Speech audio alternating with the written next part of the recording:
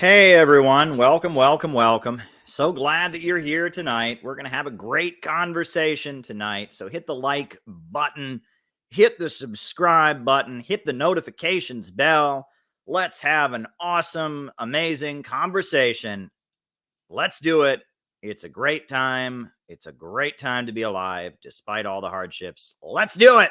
Of the American century. I say that the century on which we are entering can be and must be the century of the common man.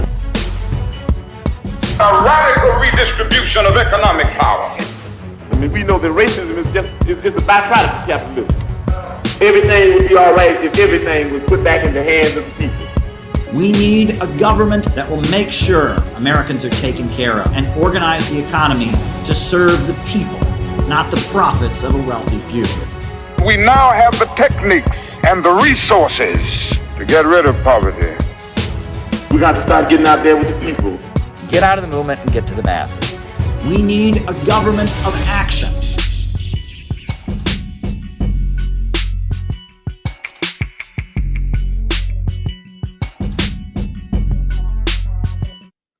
Hey everybody, welcome. So glad to be here with all of you tonight. You can do us all a big favor and hit the like button, hit the subscribe button, hit the notifications bell. That would be awesome, right? You know, we know the Silicon Valley fascists are always manipulating things and changing things and shadow banning people and suppressing certain voices. We've all seen the Twitter files. We know how they operate. So anything we can do to push back against them, tweeting this video out, dropping it in a Facebook group, posting it on Reddit, posting it on Facebook, anything you can do to counter that is greatly appreciated. We really appreciate it. We really appreciate it, folks. I am in a great mood today. I cannot tell you how good of a mood I am in. I am in an amazing mood because of the fact that March 25th is rolling ahead. Mark your calendars for March 25th. We are rolling ahead. The Center for Political Innovation, March 25th and 26th, it looks like. It'll be a 2-day event. Washington, D.C. Details to come. I'm heading to D.C. next week to get things arranged, and I am excited. I am very excited, and I got plenty more to say about that. So mark your calendars for March 25th. We are going to be having a public event in the Washington, D.C. area. It's going to be awesome. It is going to be great. So yeah, I am pumped. Heading to DC next week to get the ball rolling. You'll be hearing more about it. There'll be quite a dramatic formal announcement when it's time to formally announce. Right now, it's just a rumor. It's just a rumor that you heard on YouTube. Yeah, I was watching something on YouTube.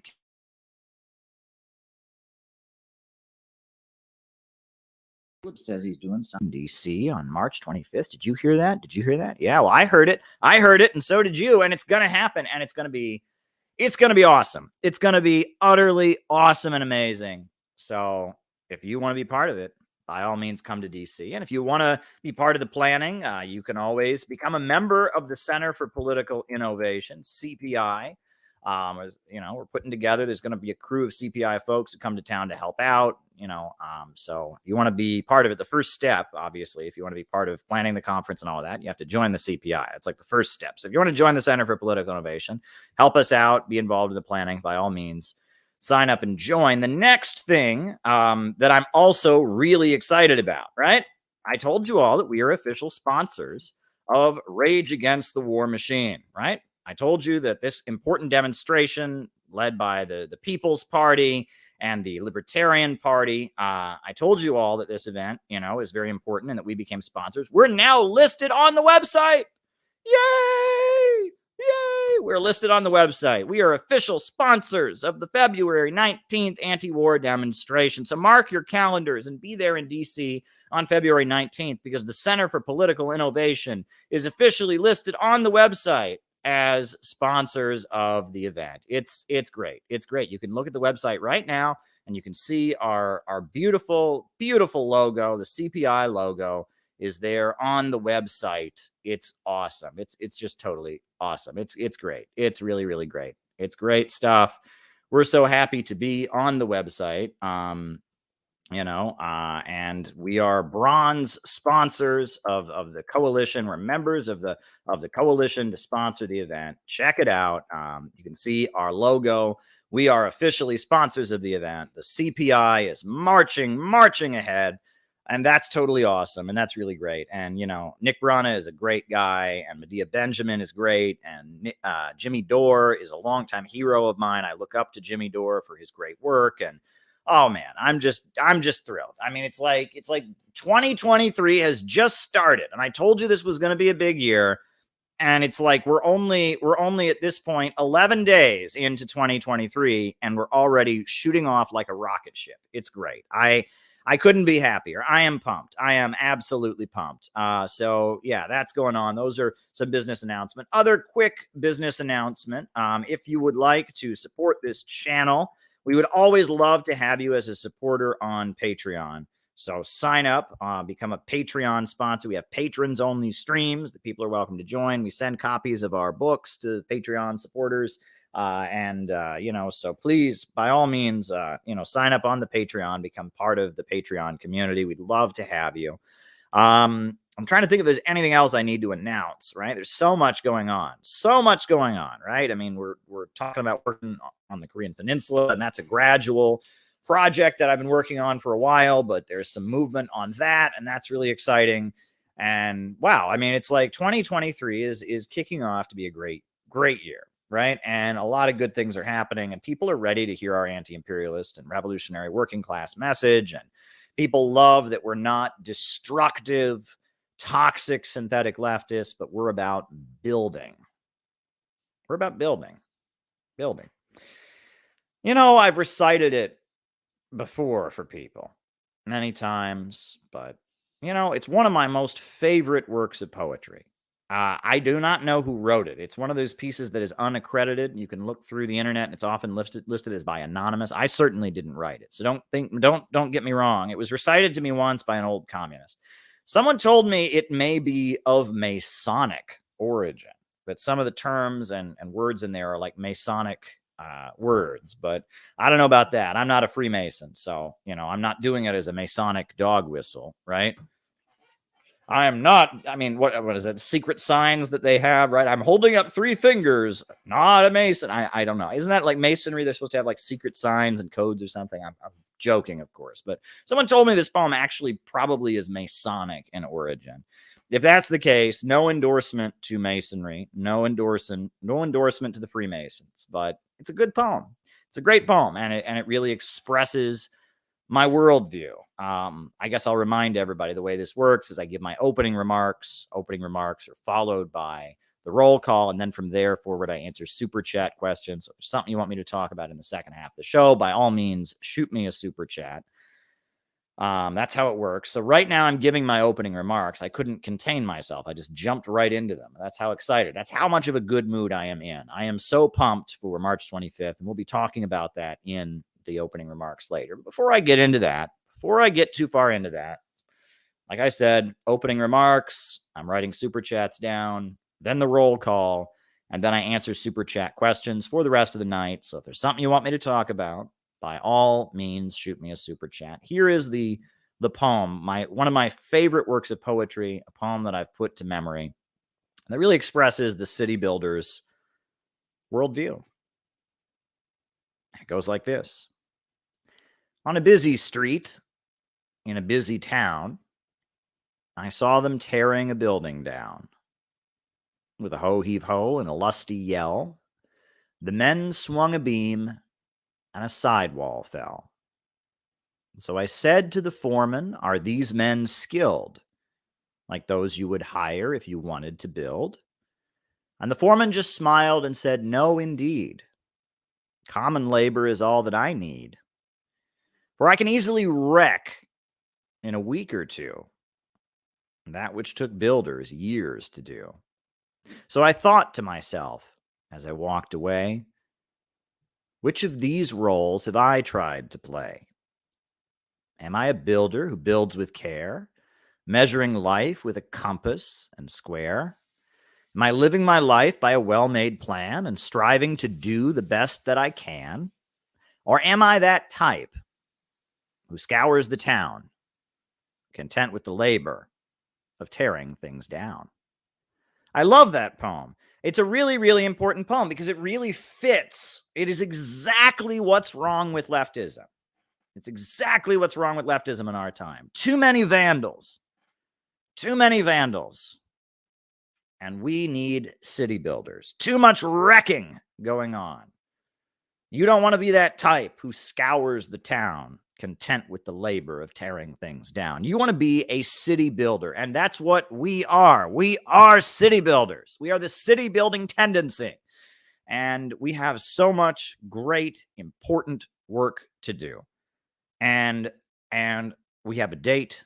We have two dates, really. We have February 19th. That's an important date, this important anti-war rally. We're probably going to have a small reception afterwards. I'm going to be figuring that out while I'm in D.C. And then on top of that, I'm figuring out about March 25th, about our public event. So, I've got a lot of things to figure out in the coming weeks, but that's good. I'd rather be figuring this out than just twiddling my thumbs. Right?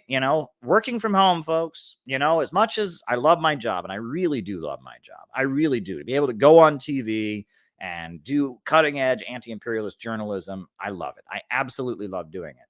But working from home it can be a bit dull, right? I wake up, I do my job, I go to the gym, I exercise, I sit in a McDonald's near my house and sip unnamed diet beverage while I work on my new book. And life can be a little bit dull. I go to church. That's like my exciting thing. I get to be around people. It's like the most exciting point of my week is when I go to church, for Christ's sakes. For Christ's sakes. Yeah, there you go. Right. There I go. But it's like the exciting point of my week is church on Sunday morning because I get to be around people and sing songs and never thought in a million years when I was a kid, growing up in Ohio and I was getting dragged to church on Sunday morning. I never thought I'd be at a situation in my life where going to church on Sunday morning was the exciting high point of my week. But that's the problem with working from home. This pandemic has been a disaster. It's absolutely been a disaster. So I'm working from home and, but now we have a date, March 25th, March 26th. We have a date, and a date is a beautiful thing. It's a beautiful, beautiful thing. All right, folks, I could tell you some stories about dates. When you have a date that you're working towards, it is an exhilarating feeling. When I was 19 years old, I was an activist in Cleveland. I was around a certain communist group, and October 5th was the date that we decided we were going to have a national day of action to drive out the Bush regime. And I was 19 years old, and, they sat us down and they said, October 5th will be the beginning of the end of the Bush regime. And we were out all night postering, and we were calling up all of our friends, and we raised money so that there could be an ad for our October 5th day of action in the New York Times and in USA Today. And we raised money. We called people and raised money to get these ads in the New York Times. We called everyone we knew, and we were on the phone raising money to get these ads in the paper to advertise our National Day of Action. And we were going to every college campus in the tri-state area. Every weekend we were driving to a different college campus to talk to the political science professors and to talk to the anthropology and sociology professors and to talk to the gender and queer studies professors and get them to, put up the poster in their office to have, to promote October 5th was the big day. And we were getting the permits reserved to have a demonstration in downtown Cleveland. And we were postering and we were calling people, and October 5th came and we had our day of action and our protest. And it was a really exhilarating feeling, to be out all night postering and then go to class the next morning, to be driving to colleges in the other side of the state, have little road trips, where we're driving to colleges on the other side of the state and trying to get the professors there to promote October 5th, trying to get them to have a small rally in their little tiny college town in the middle of Indiana to support October 5th. And, it was like we had a day, and it was like, the Bush regime, we called it, George W. Bush and the Patriot Act, they had gotten reelected already, and we needed to be out there and drive out the Bush regime. And we gave it our all. And it was a great feeling, right? And when you have a day that you can build for, and you've got a group of people that are working to make that day matter, to make that day a big deal, right? And you are mobilizing and you are calling people and you are moving things around. It's an exhilarating feeling. It's absolutely exhilarating, right? Okay. It's an exhilarating feeling. It really is.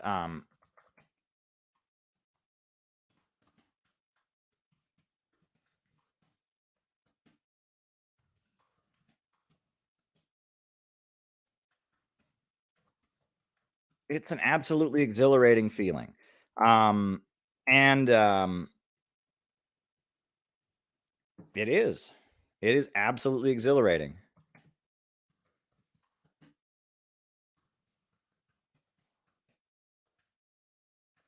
It is really, really, really exhilarating. Um, I remember another point, right? When I was years later, right? We're talking, this is, what, 5, 6 years later, Occupy Wall Street happened. And the communist group that I was part of, they decided they wanted to intervene at Occupy Wall Street by building a jobs demonstration. So we built this demonstration called Occupy for Jobs. And what was funny is that Steve Jobs, the CEO of Apple, died.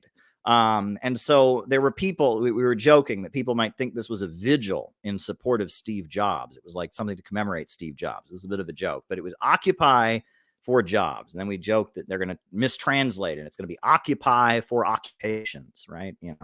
It's funny. But anyway, we had a day of action called Occupy for Jobs, Martin Luther King weekend after Occupy Wall Street. And we went all in for Occupy for Jobs. We were all over social media and we made promotional videos and we put up posters and we handed out leaflets, and I was in Grand Central Station every day leafleting for Occupy for Jobs, and we were calling up people and getting them to endorse Occupy for Jobs. And we had a day of action. I got arrested at Occupy for Jobs. That was my first long stay in jail, was at Occupy for Jobs. My video of me getting busted was on RT. I had long hair and a beard, and the RT camera was there as I got put in the jail, what do you call it? The police wagon or whatever, that was an exciting day. It was my first arrest, I believe, was at Occupy for Jobs. We seized a bank lobby. And again, there was this exhilarating feeling where it's like, we figured that this date we were going to have this demonstration. It was going to be our big demonstration. We built for it. And there was energy and it was exciting and we had a job to do. And, it's funny, all of the tension kind of evaporates when people have a goal and they're working toward it. All of that lingering tension that can exist in groups kind of evaporates, because you got a job to do and you just want to focus on the job at hand, right? And the rivalries, it's when there's not something going on, when a political group is just stagnant, when you're just kind of sitting there agreeing with each other, that's when the negativity flows in. That's when all the lingering resentment and negativity and griping and complaining and egos and all of that comes out. But when there is a day of action, when there's a day that you're building for, right, and everyone wants that day to be a success, suddenly the best starts to come out in people. People get very, very excited. They're like, you know what? We want to make this day of action a success. We want to make this event a success. We want to make this demonstration a success, whatever it is. And the group starts to develop some kind of, I don't know what you want to call it, some kind of cohesion around making that day of action a success, right? And they come together and they start pulling out all the stops, and people are working hard and people are giving their effort. And suddenly the rivalries that happen between people, everyone wants the whole day to be a success. So instead of seeing everyone else as a competitor, suddenly they see everyone else as potentially making the group and the day of action successful. And you want to bring different people together to make your event successful. And it has an amazing, exhilarating feeling, right? I think probably I was in the Workers' World Party for 8 years. And a lot of that time was not very pleasant, honestly. It was a dying organization. It's pretty much dead at this point. But the couple months following the Occupy Wall Street, between Occupy Wall Street and Occupy for Jobs, that couple months, December and January, December of 2011, January of 2012, those were good years because we were focused on a goal, right? We were focused on a goal. And when you're focused on a goal, and you're just carrying out the goal, you learn to put aside rivalries. You get excited, you get pumped up, and it's a good feeling. It's a great feeling. So my hope is that on some scale, right? I mean, the Center for Political Innovation, we have limited resources, we have limited time, but we need to make this a mobilization. This will be the first big event we've had in a long time, right? We haven't done anything since August. And, between August and now, everything has been thrown at us. They have thrown a pile of shit at us. But I said they weren't going to cancel us. They weren't going to destroy us. And we've rebooted and we've got energy once again. And we're co-sponsoring the national protest that's happening February 19th. And we're moving again, right? And so now is the time to have a full mobilization. Pull out all the stops, full speed ahead. We will make March 25th a success. We will make it a success, come hell and high water. We need people to step up to the plate, and look, March 25th, we need speakers, right? I mean, we're going to need a lot of people to speak. We're going to need a lot of people to be involved in it. I mean, look, we are just going to do everything we can to make this event on March 25th a success. I can't tell you what the theme is going to be right now. I'll tell it to you eventually. Right now, I've got to keep things, we're just kind of, it's just in the early stages, but I got to get things in order for it. But this is going to be a really awesome event. It is going to be really awesome. I can't wait until we make the formal announcement. It is going to knock your socks off. You're going to love what we're doing on March 25th. March 25th and 26th, mind you. Not just a one-day event. It's a two-day event. It's a weekend. The last weekend of March, we're going to kick some ass. It's going to be awesome. So I'm pumped. I'm really, really pumped. And that I really hope that, there's a whole history of this with communists in America, right? I mean, this is an important communist tactic. You set a date and you build for it. The most famous example in American history that I can think of was March 6th, 1931. March 6th, 1931 was International Unemployment Day, when the Communist International, the Comintern, called International Unemployment Day. And William Z. Foster, he led the Communist Party of the United States in every major city to have demonstrations for the rights of the unemployed. The slogan was, "Don't starve, fight. Don't starve, fight. Work or wages now." And thousands of unemployed workers gathered in New York City, and thousands of unemployed workers gathered in Chicago, and thousands of unemployed workers gathered in San Francisco and in Los Angeles and in Pittsburgh and in Cleveland and in all over the country, in Atlanta, Georgia, all over the country, International Unemployment Day. And it wasn't just in the United States, mind you. It was in London. They had big rallies of the unemployed in Philadelphia, that's in the United States, but, in Paris and in Berlin and all over the world. The communists had these huge, they called them hunger marches for the rights of the unemployed. And the protest in New York City got pretty rowdy in March 6th of 1931. And there were, it was a big scuffle. The New York Times headline was "Reds Riot in Union Square." William Z. Foster ended up going to prison for leading that demonstration. They charged him with inciting a riot. He did like a year on Rikers Island. But it was a moment where the Communist Party of the United States and the Communist International, the communists of the whole world, put everyone on notice, number one, about how many hungry, desperately poor people there were across the Western capitalist world during the Great Depression. And number two, how many of them were taking leadership from the Communist Party. It's pretty great. I mean, it was a historic day. March 6th, 1931. They set a date, and they built, and they built, and they built. And then March 6th, 1931, the world shook.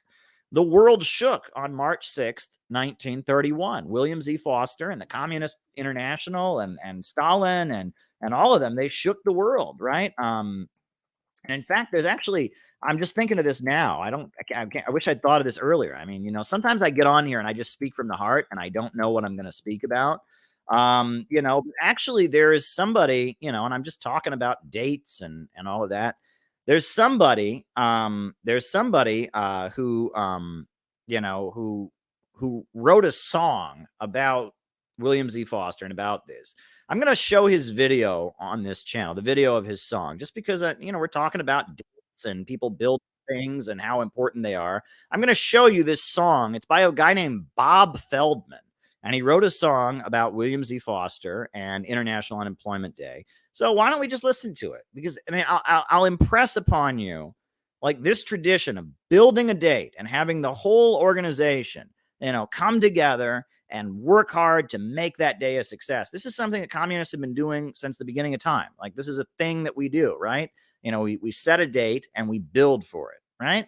So this is a song. This is some guy named Bob Feldman. He's like an old communist. He has a YouTube channel. This is a song Bob Feldman wrote about William Z. Foster and about March 6th, 1931, a day that should go down in history as one of the most important days in the history of American communism. My father was a Fenian who fled from British tyranny, and overseas he brought me up to fight for Ireland to be free. I saw the boss's cruelty when I entered the working class, and vowed I'd fight for a new world until I breathed my last.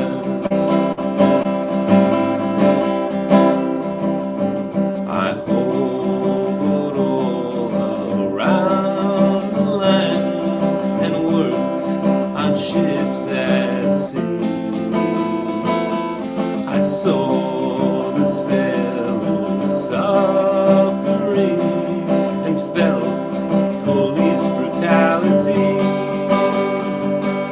With migrant workers I did roam in search of a day's pay,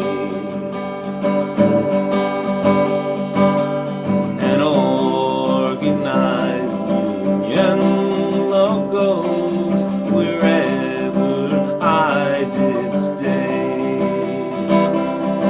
William Foster is my name, and I fight with heart and mind. And today we march to City Hall for the rights of the unemployed.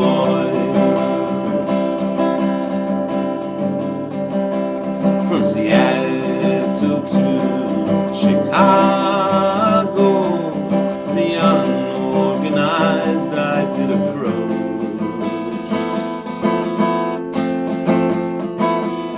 and those ignored by the AFL were the workers to whom I gave some hope. In the stockyards and the steel cities, I planned the big campaigns, and the great steel strike after the World War for steel workers showed the way.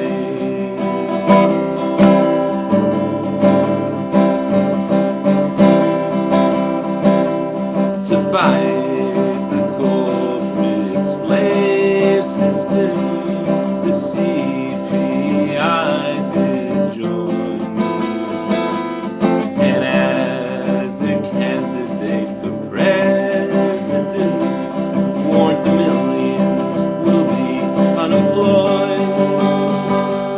And now we're here in Union Square to say to the corporate rich,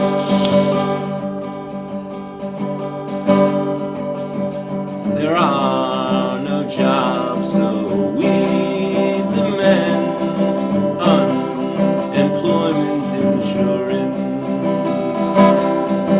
William Foster is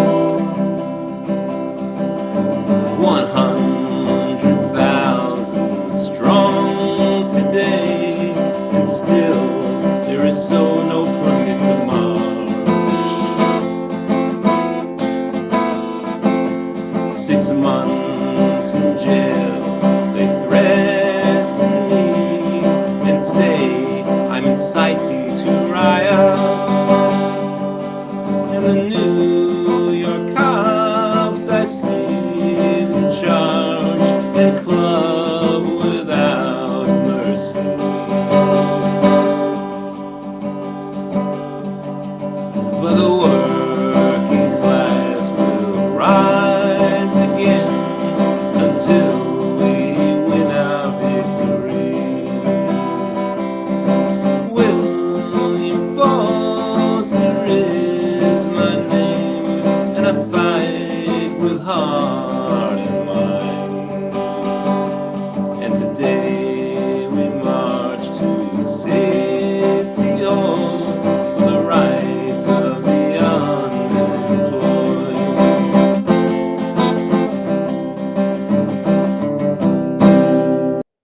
Yeah, that was Bob Feldman singing about, March 6th, 1931, International Unemployment Day, when the Communist Party mobilized thousands of people all across America to organize, to, recognize and fight for the rights of the unemployed. But I'm loading it now. It's taken a little while to download, but I actually have some footage of the event that I strung together. I did like a video podcast about the life of William Z. Foster. Me and Brent Langle did.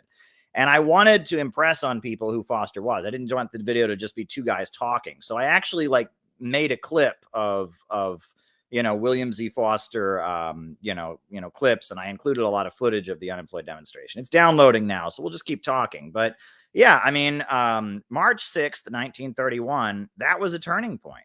The fact that communists all over the world had mobilized thousands of desperately hungry poor people to demand jobs and healthcare and education and to be in the streets, work or wages now, don't starve, fight. It was really, really important. It was a really, really important move, and it was an important time in American history. And I think, I've got William Z. Foster's,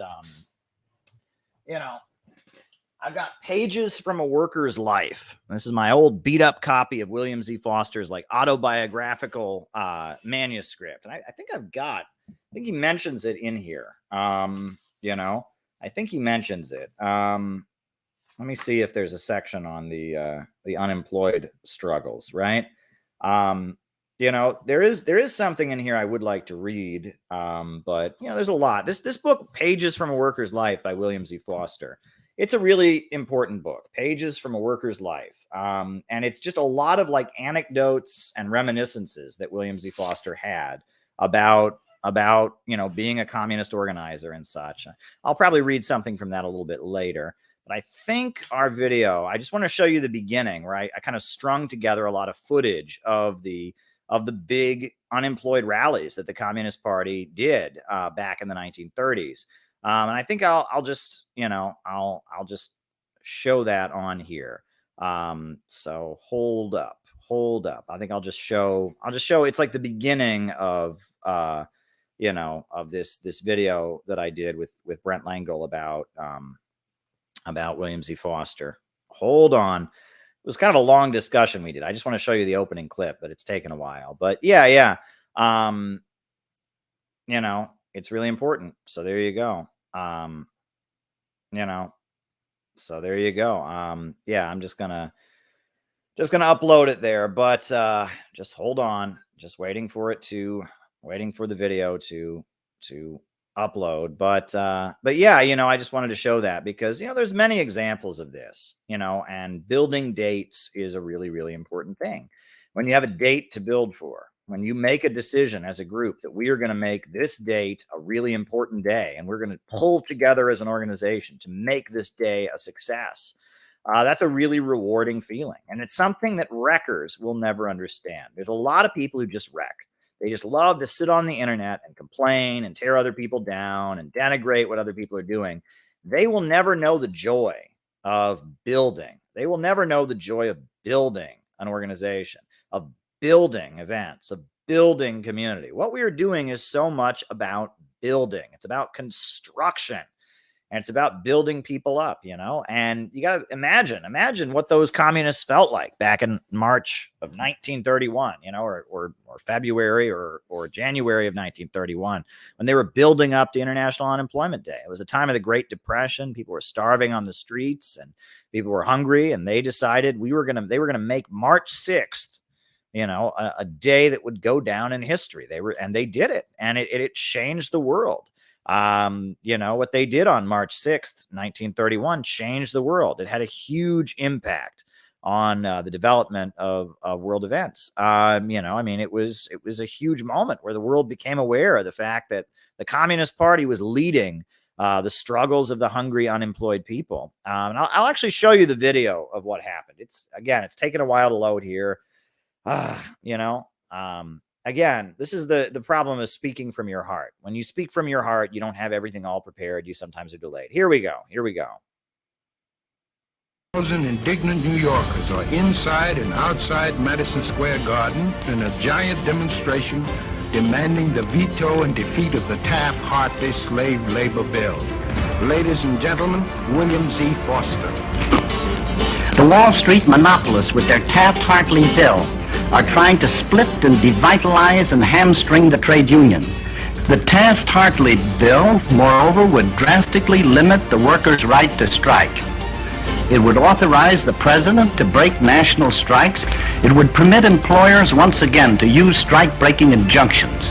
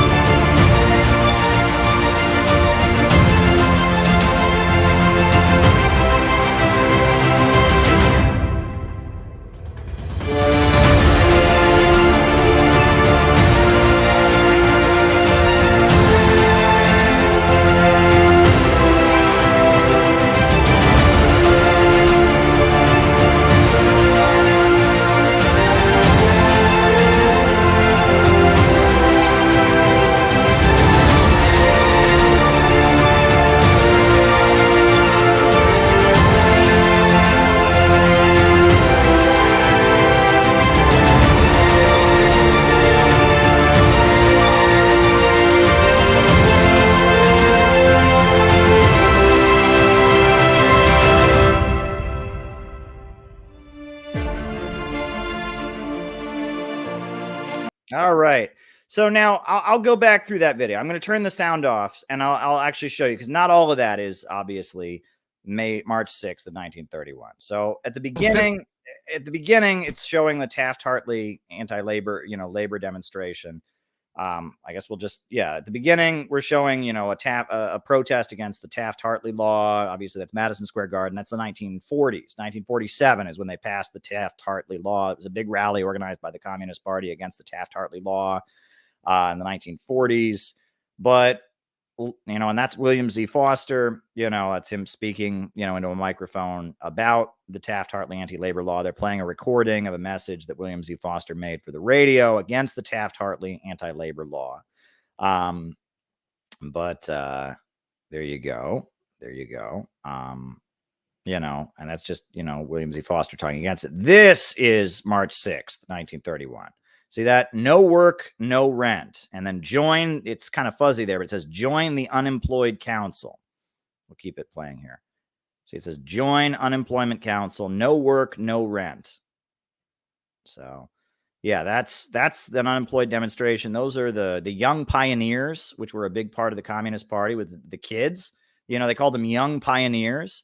The Young Communist League, that was for like people in their 20s, but the young pioneers, those were like, elementary school, junior high, high school age kids that were organized by the Communist Party with their little red berets and they're marching there. That was the young pioneers, right? And this is from 1931, right? The unemployed marching in single file there. That's later. That's William Z. Foster, who was the leader of the Communist Party. That's a footage of him from another time, but it'll get back to March 6th, 1931 here. And there we have it again, right? This is the Communist Party with a giant fist and their red flags marching.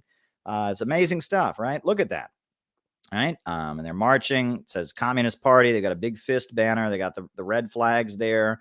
There they are again, parading through the streets, with their fists in the air and marching. And then, there's someone agitating. And look at this. This is from the 1930s. It says fight the speed up system. Right, they're protesting there. These are the working class people. Fight the speed up system. And then here we go, more from 1931. We demand jobless relief. Right, and then fight evictions, unemployment council, right? This is what the Communist Party did. Fight evictions, the unemployment council, miners striking against starvation and terror. Look, that was an American flag that just went by. We'll roll it back just slightly, right? But that was an American flag. They always carried American flags at their rallies, right? Always, right? Look at this, right? They're having a protest, fight evictions, and then they march in, and there they are. They've got an American flag at their rally. Amazing, right? Amazing. That was when the Communist Party was a strong organization. So yeah, I mean, this is from the period where the Communist Party was influential and powerful.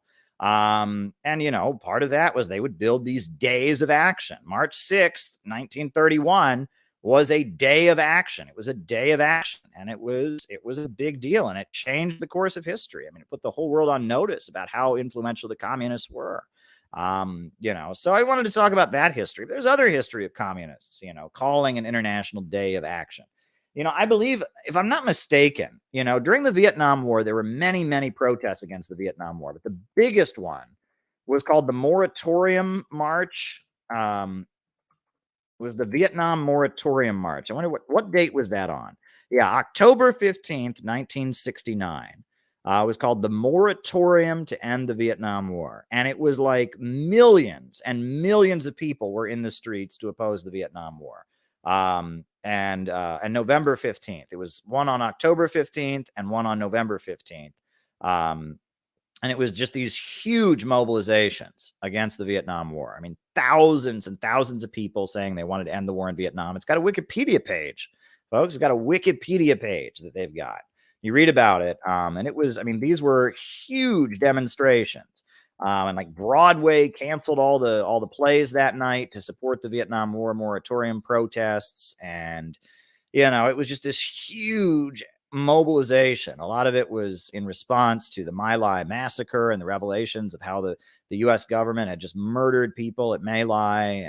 And, Richard Nixon had been elected president, and he represented one faction of the ruling class. So there was, the fact that they picked a day, October 15th, this is going to be a day that we just had a huge mobilization against the Vietnam War, and it was huge. And my understanding is that in Arizona and in New Mexico and in Texas, the moratorium movement became the Chicano moratorium, and that the Chicano activists, they mobilized and they kind of made it their own thing, if I'm not mistaken. They mobilized around the rights of Chicano people, and it became the Chicano moratorium. I mean, these are big mobilizations that happen, right? The Chicano moratorium, right? This is a similar movement. It was kind of inspired by the big moratorium movements. And the Brown Berets, they were called. They launched what was called Chicano moratorium, which is big mobilizations for the rights of the Chicano people, the people of the old Southwest, the people who say we didn't cross the border crossed us. And they, even though their families had lived there for hundreds of years, they were made second-class citizens in their own land, the Chicano people. You had the Chicano moratorium, and they had a big march in Los Angeles, 20,000 to 30,000 people. You can read about that. These kind of mobilizations are very, very important. And when you have an organization of people who become committed to making the date a success, like we're committed to making February 19th a success. We are sponsors of the demonstration. I'll be in D.C. We're going to have an event that day, kind of an after reception on February 19th. And then we're having our big event, March 25th and 26th. We're having a 2-day event in Washington, D.C. Again, if people come together and commit to these things, it's a moment that people can actually change the world. And the other thing I wanted to mention, a lot of people get frustrated. A lot of people get frustrated. And, a lot of people that, they're not happy about something. There's something they're not happy about. One thing that people have often said, that I think is important is that if you're frustrated with the state of affairs, right? If you are frustrated with the communist movement, you're frustrated. If you want people to listen to you, and this is something that applies to me. I've learned this the hard way. I mean, throughout my life. If you're frustrated with the state of affairs in the communist movement, you don't like the way the communist movement is going, you don't like the way your particular organization is functioning, one of the best ways to make your argument heard is to organize. Did you know that? You know, anyone can sit back and complain. Anyone can sit here and say, I don't like this. I don't like this. But if you have your own frustrations, your own differences, and you are one of the hardest organizers, people are going to have to listen to you, right?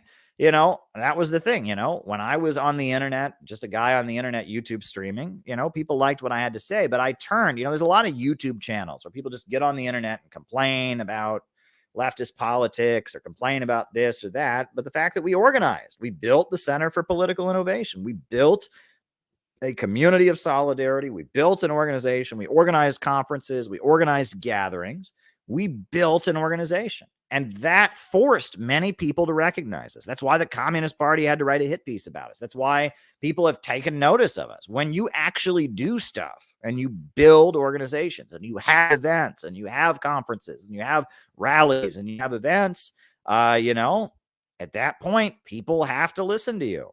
People have to listen to you. They have to acknowledge you. So if you are frustrated with the state of affairs in American communism, then you need to come help us build the March 25th demonstration. Show the people, the synthetic left, that we're not just a bunch of gripers and complainers. We want to do something. Yeah, we don't agree with their woke crap. We don't agree with their LGBT obsession, right? We don't agree with their, their cancel culture and their support for Joe Biden and their hate for average Americans. But not only do we not agree with it, we are going to do what needs to be done, right? Right? If you just sit on the internet and you complain about the left and you're like, yeah, the left sucks and all of that, but you don't do anything, what right do you have to complain about it? I mean, you know, what right do you have to complain about it? But if you say, look, the left sucks, and it does, the left absolutely sucks, and it does. I mean, all the communist alphabet soup of parties, they all suck. I'll just be real with you. They all suck. You know, they're all hostile and they're negative and they're in bed with the liberals and all of that. But if I just said that, I would be blowing smoke out of my ass, right? But the reason that I have a right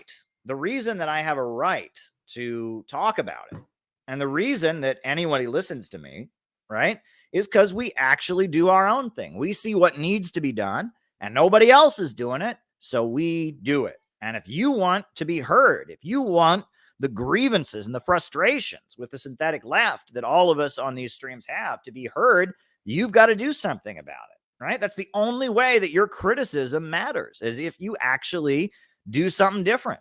That's the only thing. You don't have any right to, I mean, if you complain, it's meaningless unless you go do what needs to be done. Someone once said to me, very good piece of advice, if you're on the highway and somebody's in front of you and they're driving slowly, do you just trail behind them and honk your horn?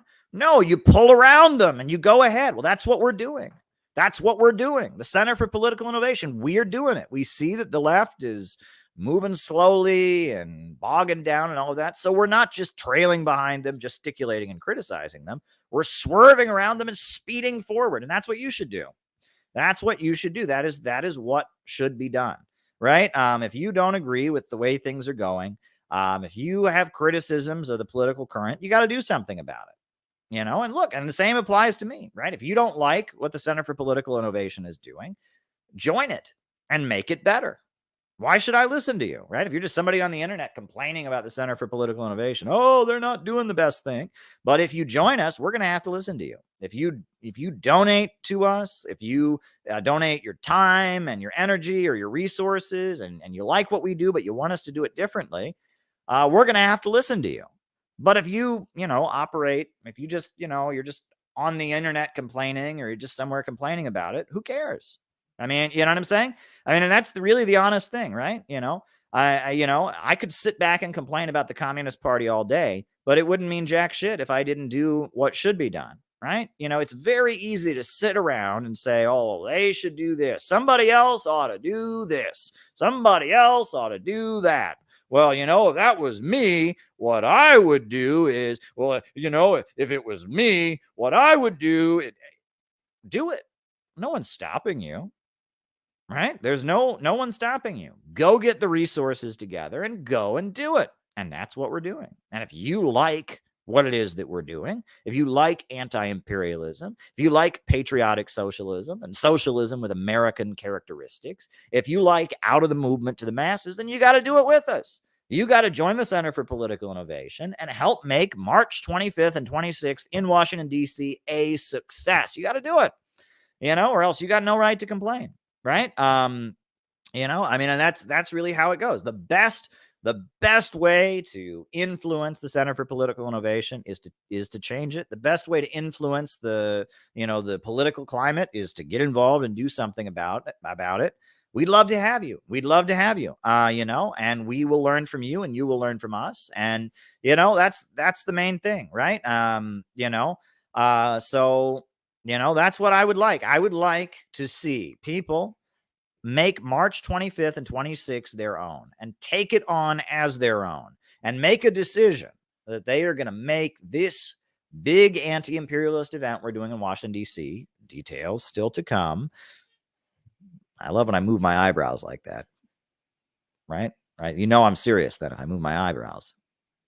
No, I'm just kidding. I'm being silly there. I just saw myself in the screen moving my eyebrows. I'm like, what the hell did I just do? But anyway, yeah, March 25th and 26th, it's going to be great. It is going to be awesome. Details still to come. I'm getting everything lined up. It's in Washington, D.C. It's a 2-day event. It is going to be awesome. It is going to be great. And we need your help to make it great. And, this is how stuff happens, is when people take it on as their own and they make a decision. So yeah. That's what we're going to do. And, and so, we need your help. I'm heading to DC next week. It looks like, there might be a change of plans. You always got to be ready for a change of plans, right? Hopefully the date doesn't change. We've had this date set for months. That would be a bummer, but I don't think the date is going to change. My trip to DC next week, it might change, but we got shit to do. Is now the time. It's been too long that we've been sitting back and holding our breath for the nuclear exchange. It's been too long. We've been sitting back and holding our breath while the gas prices go up and the cost of food goes up. It's been too long. And if I can go out there, let me just say this, folks. If I can go to Washington, D.C. and have a public event with everything that's out there about me, with all that they have thrown at me, with all the smears and the attacks that have been thrown at me, with all of the gross personal garbage that's out there now, with all of what they've thrown at me, if I could still go to Washington, D.C. and get up in public in front of a group of people and put on an anti-imperialist event, then so can you. Then you've got no excuses, right? It's like, you think that I don't have anxiety about this? You think that I don't have concerns? But if I can still do this in the situation, the life circumstances that I'm in, and what they've done to me, then you can too. I'm just telling you, March 25th is going to be important. And if I am in this for real, and I can still, they have hit me so many times. They have punched me in the face so many times. They've punched me in the gut so many times. They punched me in the groin so many times. They have stomped on my face, and I get up again, and I say, bring it on, motherfuckers. Bring it on, motherfuckers. I'm coming, right? If I can do that, so can you. And if you want to be the kind of person that has the confidence to do that doesn't get knocked down, then you need to get involved with our organization. That's what you need to do, because that's what we want to be. We want you to be. That's what we want you to be. That's who we want to train you to be.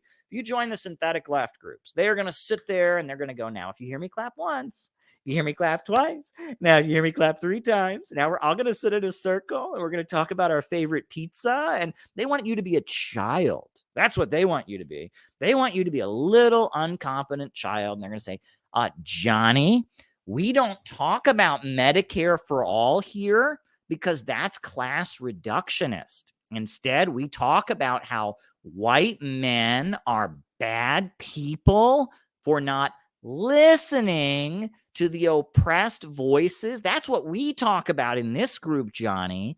And we don't do that crap in the Center for Political Innovation. We don't do that crap. We're going to talk about jobs and healthcare and education for all. There you go.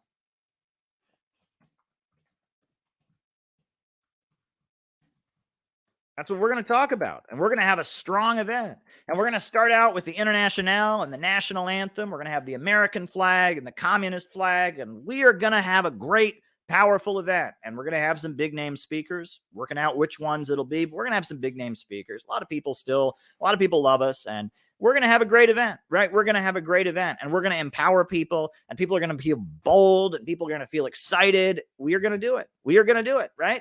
And we need you. We need you. And again, if you want to influence what we do, the best way to influence, be part of it.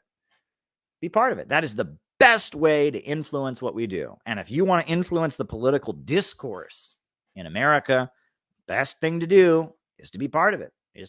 So we are going to have an event on March 25th and 26th in Washington, D.C. I am pumped. I'm in a great mood. I'm exhilarated. I am pumped. I am so excited.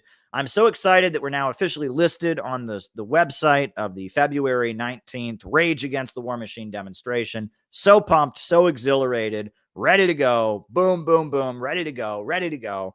I'm ready to roll. You know what I mean?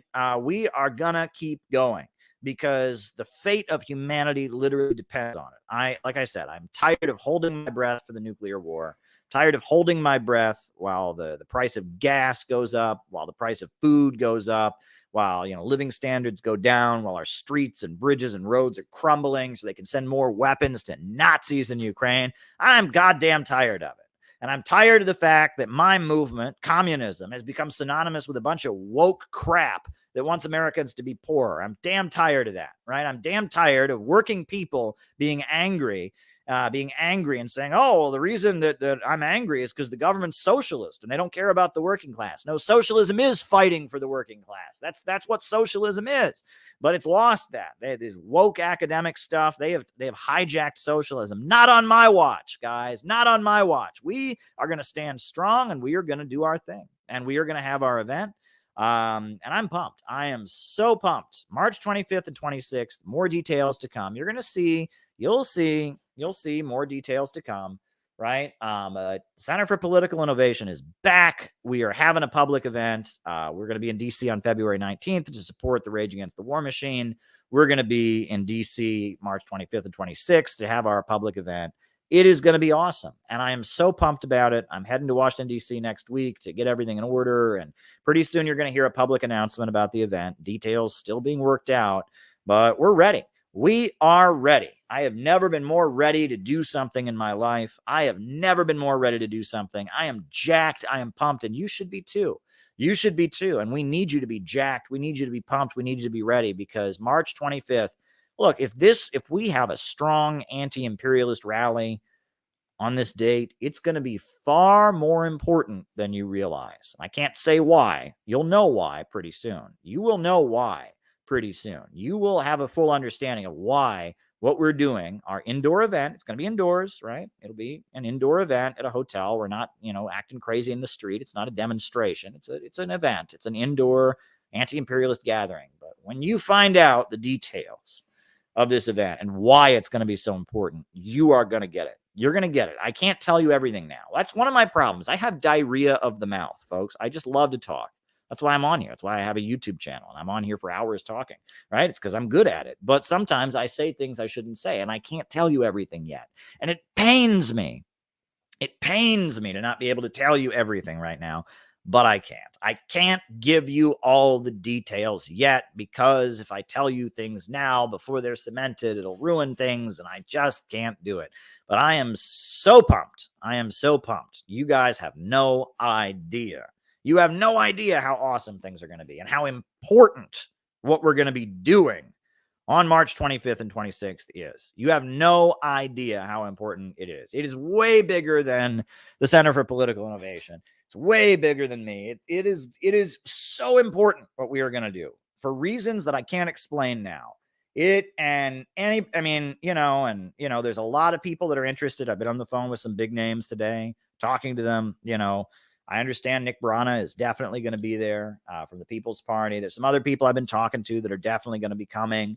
I've got a bunch of other people to call, and a lot of people are interested, and excited about it. Some people, not as much, but they're going to be missing out. They're going to regret it because it's going to be awesome. It is going to be awesome. And you just wait until you know the details. If you're a member of the Center for Political Innovation, you'll probably know the details before other people do, before they're completely public.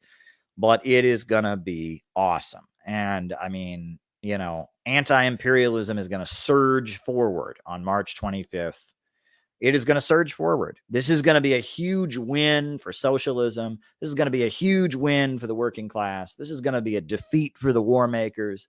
This is going to be a defeat for the imperialists and the big Wall Street monopolists and the Pentagon. It's going to be a defeat for them.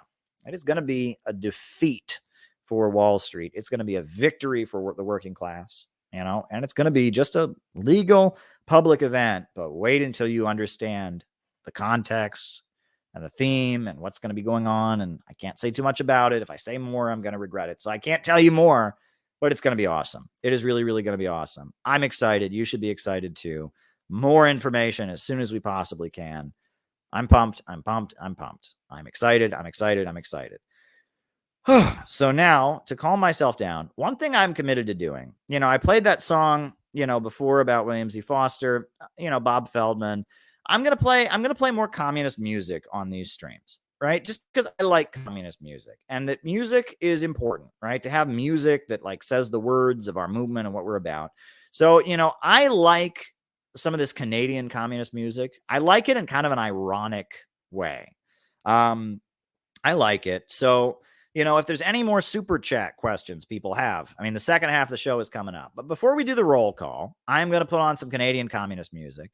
But by all means, send some super chats. Got to have the second half of the show. Got to talk about stuff. So, send me some super chats. Got a couple already, but not very many. So, keep the super chats rolling in.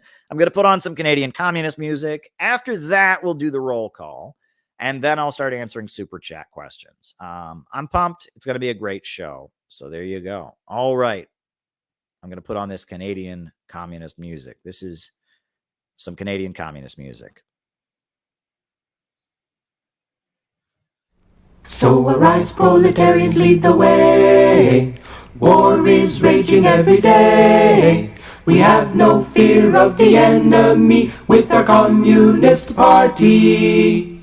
Proletarians of every land, under one banner we take our stand. And with an iron hand we'll overthrow the bourgeoisie.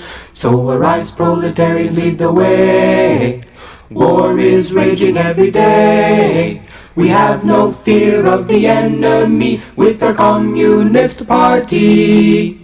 Take up the proletarian task to smash the enemies of our class. Revolutionary violence is the path of the working class. So arise, proletarians, lead the way.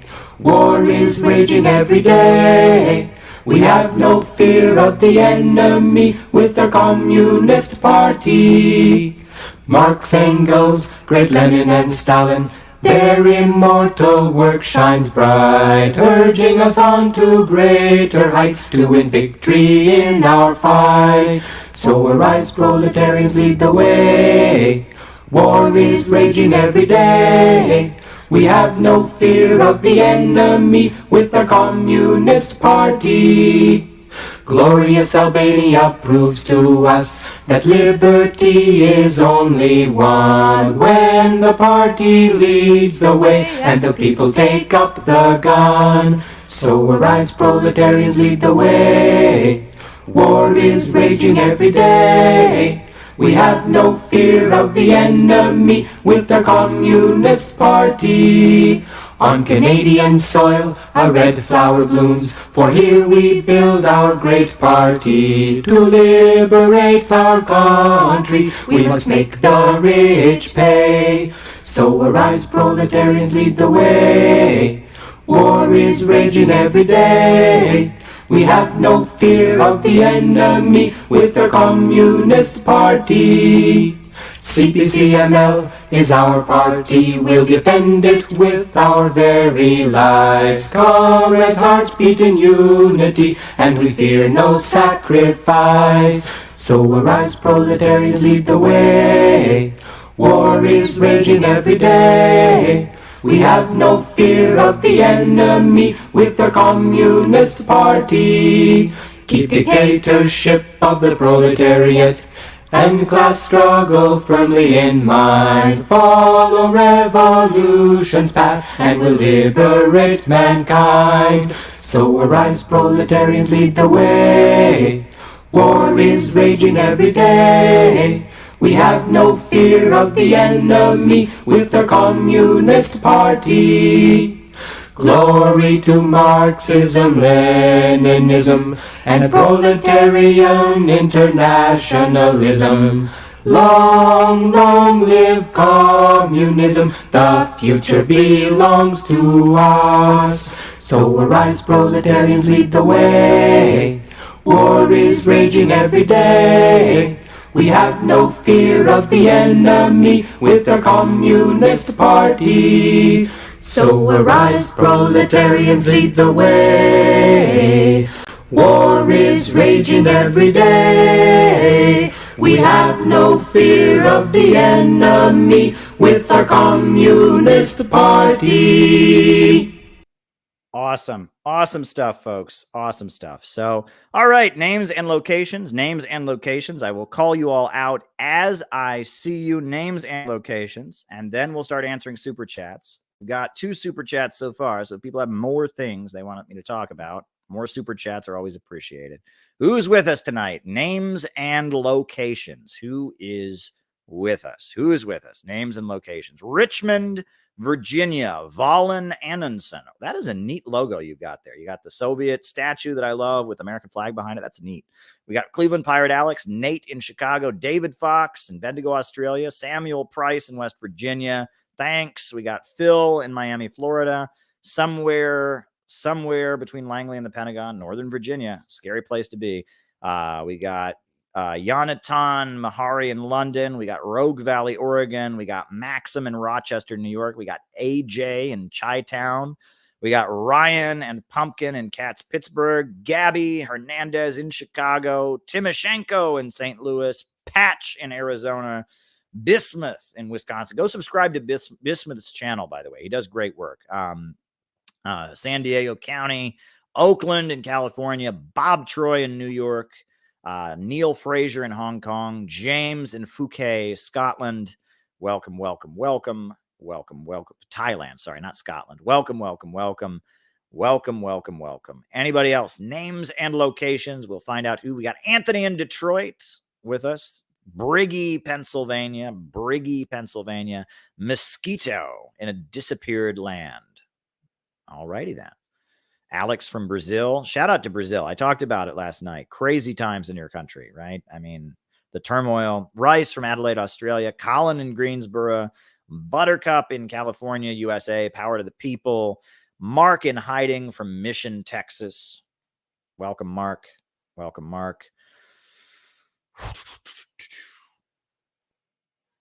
Anybody else? Names and we got Carl in Washington. Welcome, Carl. Welcome, Carl. Glad you're here, Carl. Herb Bryant in Florida. Shout out to you, Herb. So glad you're with us. You're in Tampa, Florida.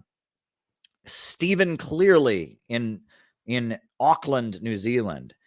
Charles Dominic Williams from Malta. Wow, I think it's the first time we've ever had someone from Malta on here. John Taylor is from the moon. Well, welcome, John. Right? I never knew that the man in the moon would watch us, but there you go. All right. Anybody else? Names and locations. We got Peter in Russia. Welcome, Peter. Glad to have you. Right. Very, very, very good. Very, very good. Anyone else? Names and locations. We'll call people. We got Micah in Las Vegas. Glad to have you, Micah. Glad to have you. It seems, that they're suppressing us tonight to some degree or other. I think a lot of people didn't get notifications. So if you could do us all a favor, not only am I asking that you hit the like button, hit the subscribe button, hit the notifications bell, but also if you could tweet this out, get more people to watch, that would be great. It's rigged against us. It's rigged. And the more people that watch this, the better. The more people that know about the 25th and what we've got planned, the better. Right. So there we go.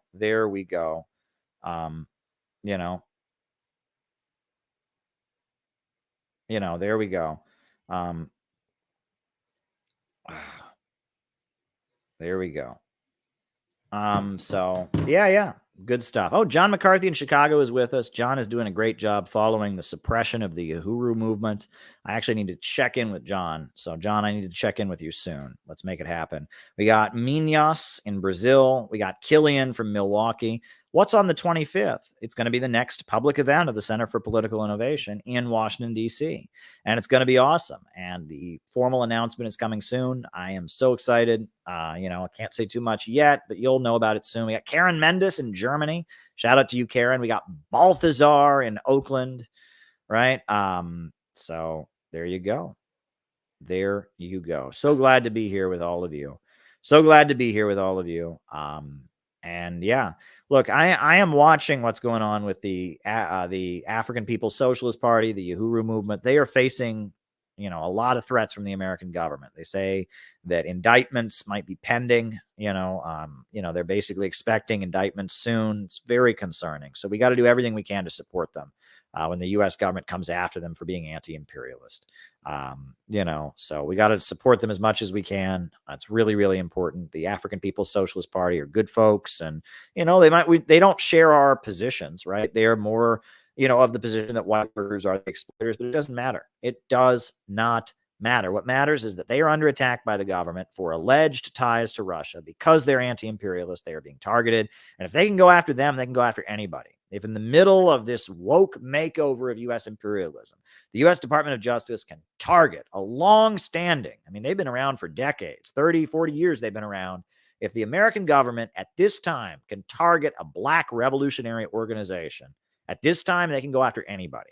And we all need to be there. Anyone who says that they're anti-imperialist and isn't supporting the Uhuru movement right now is a fraud and is a phony. That is just the reality.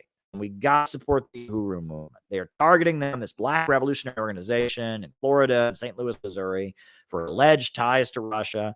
And we have to stand with them. We need to show full solidarity with them. It's an interesting question. Any idea why Florida produces a lot of communists? All right. Very good. Yeah, and I agree. They're invited. They're definitely invited. They spoke at our last conference. Don't know why they wouldn't come to this one. They are on my list of people to be in touch with. They are definitely invited. We support them 100%. I've been retweeted. Chairman O'Malley of the Uhuru movement has retweeted me. Tyler in Missouri. Go subscribe to Tyler's channel. He's been doing live streams lately. My favorite English teacher, my favorite revolutionary. He's a good guy and full of passion and energy, just like we are here on this channel. Tyler is great. We're so glad you're here with us, Tyler. Tyler is going to be speaking at the event March 25th. He'll be one of our speakers.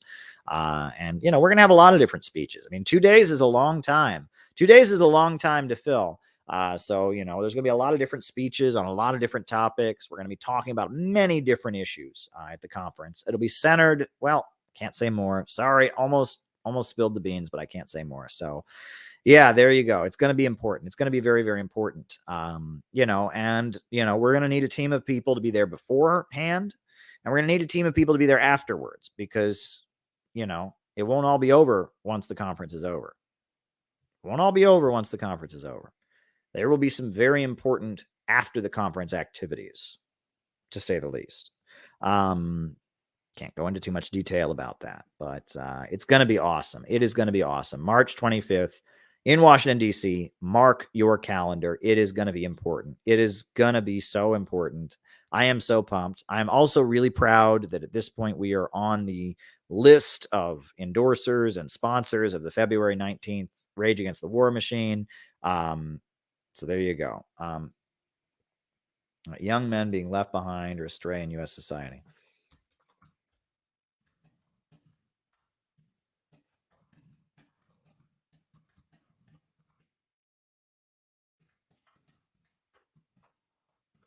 All righty. So there we go. All righty. Okay. So now we're going to start answering super chats. And if people have more super chat questions, by all means, keep them rolling in. I'm here to answer your questions. That's what the second half of the show is about. First question was Klaus Schwab. That's the head of the World Economic Forum. It is said has a picture of Lenin in his office. He says China is the model. Positive feelings about him. The World Economic Forum praises China and Vietnam for their policies. Well, let me point out a few things. First things first, it's very clear that the dominant faction in the international ruling class right now is the oil bankers. The oil bankers. It's very, very clear. It's very, very clear. Latin soap operas display the disparity in Latin America. Latin soap operas display the disparity in Latin America.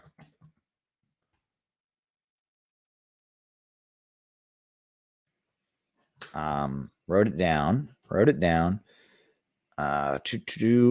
All right. So we're going to talk about Klaus Schwab first. That'll be the first thing we talk about. But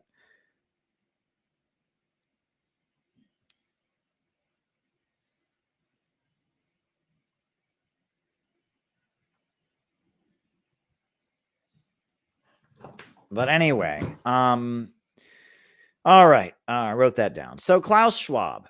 All right. Klaus Schwab has a picture of Lenin in his office, this person says China is the model. What do you think about that? Okay, here's the first thing you have to remember. Right now, the dominant faction among the ruling class are the oil monopolies. That's the first thing you need to understand. The oil bankers, the oil monopolies, they are the dominant faction in the ruling class. ExxonMobil, that is Chase Bank. Chase Bank is the combined wealth of J.P. Morgan, the Morgans, and the Rockefellers, right? That used to own Chase Manhattan Bank, and now it's J.P. Morgan Chase. The Rockefellers, that's Standard Oil. The incarnation of it currently is called ExxonMobil. ExxonMobil and J.P. Morgan are Chase Bank. BP, that's the other, the big four super major oil companies, ExxonMobil, BP, Shell, and Chevron. And the major banks on Wall Street are all connected with them. For example, HSBC Bank, one of the biggest London-based banks, that's BP. That's basically just BP, right? And Royal Dutch Shell, that's the Rothschilds. I mean, and that we're not talking about them. There's plenty of wealthy families that are not Jewish. We're not getting into the Rothschild anti-Semitism thing here. But, the Rockefellers, that's ExxonMobil and Chase Bank, along with the Morgans, right? HSBC Bank, that's BP, British Petroleum, Royal Dutch Shell, that used to be Noble Oil, and that's the Rothschilds. And these are the different corporations that have a lot of influence and power. And they are the dominant faction. And the way they maintain their dominance is they control the most vital commodity in the world economy right now, oil. And that's why you'll notice that they tend to guide foreign policy, right? The USA doesn't want any country to develop. It wants all the anti-imperialist countries to be beaten down. But they have a priority for oil-producing countries. The USA invaded Iraq. Iraq was an oil-producing country that was in competition with the oil bankers, the big four super majors. So they destroyed Iraq. Now, people that bought their oil from Iraq are largely buying their oil from American corporations and British corporations, right? They destroyed Libya. Libya was the top oil exporting country in Africa. Well, they destroyed it. And it's the oil banking faction. It's the oil banking faction that is the dominant faction, right?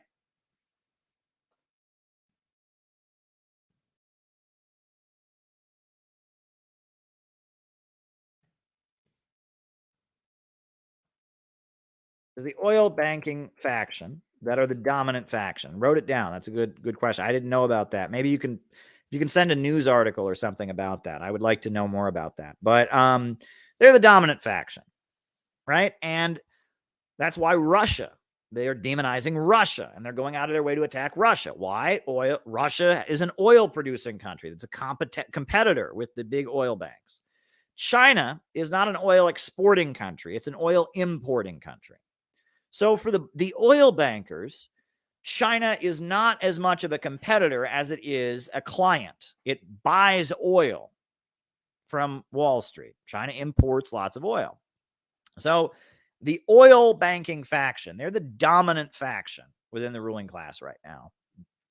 They're the ones pushing degrowth. They're pushing degrowth because if humanity gets beyond fossil fuels, they go out of business. So the only response to climate change they can come up with is driving living standards down. So the oil banking faction, that's Joe Biden. He's in with the oil bankers, ExxonMobil, BP, Shell, and Chevron. That's, the British ruling class, HSBC Bank, Royal Dutch Shell, the British Petroleum, that's them. And the way they see it, Russia is the primary threat in their minds because Russia is a competitor on the oil and gas markets.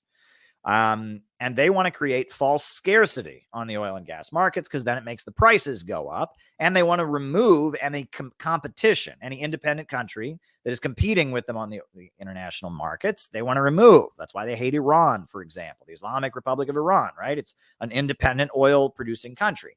They want to beat down their competitors on the oil markets. China purchases oil from them, right? And also, if you see the World Economic Forum praising China's economy, praising Vietnam's economy, that's leverage. That gives them leverage, right? Because China needs foreign investment. China wants to do business on the global stage. And so when the World Economic Forum says something good about them, that is a way to get China to do more of what they want to do. So China is not a direct competitor to the primary financial interest that is driving Western capitalism right now, which is oil and control of the oil markets. China is an oil importer. And also, when you praise a country and you praise their economy, it gives you leverage, right? And they're selling oil to China and they're leverage. And they want to pull China away from Russia so that China buys oil from them and not from Russia. And they don't want Russia to have, a strong relationship with China, but Russia and China are right next to each other. China, the main forces that want to target China are Apple, right? Apple hates Huawei technologies and computer chips, right? That's what they want to target China for. And steel. Steel and copper, metal manufacturing. It's more, China is considered a threat on the technological front. The imperialists can't stand that they make better phones than they do. They can't stand that they're getting ahead in computer chips. They can't stand that they have access to minerals and rare earth elements and they're, leading in those markets. I don't know why the imperialists can't get it through their minds, okay. I don't know why the imperialists can't get it through their minds that that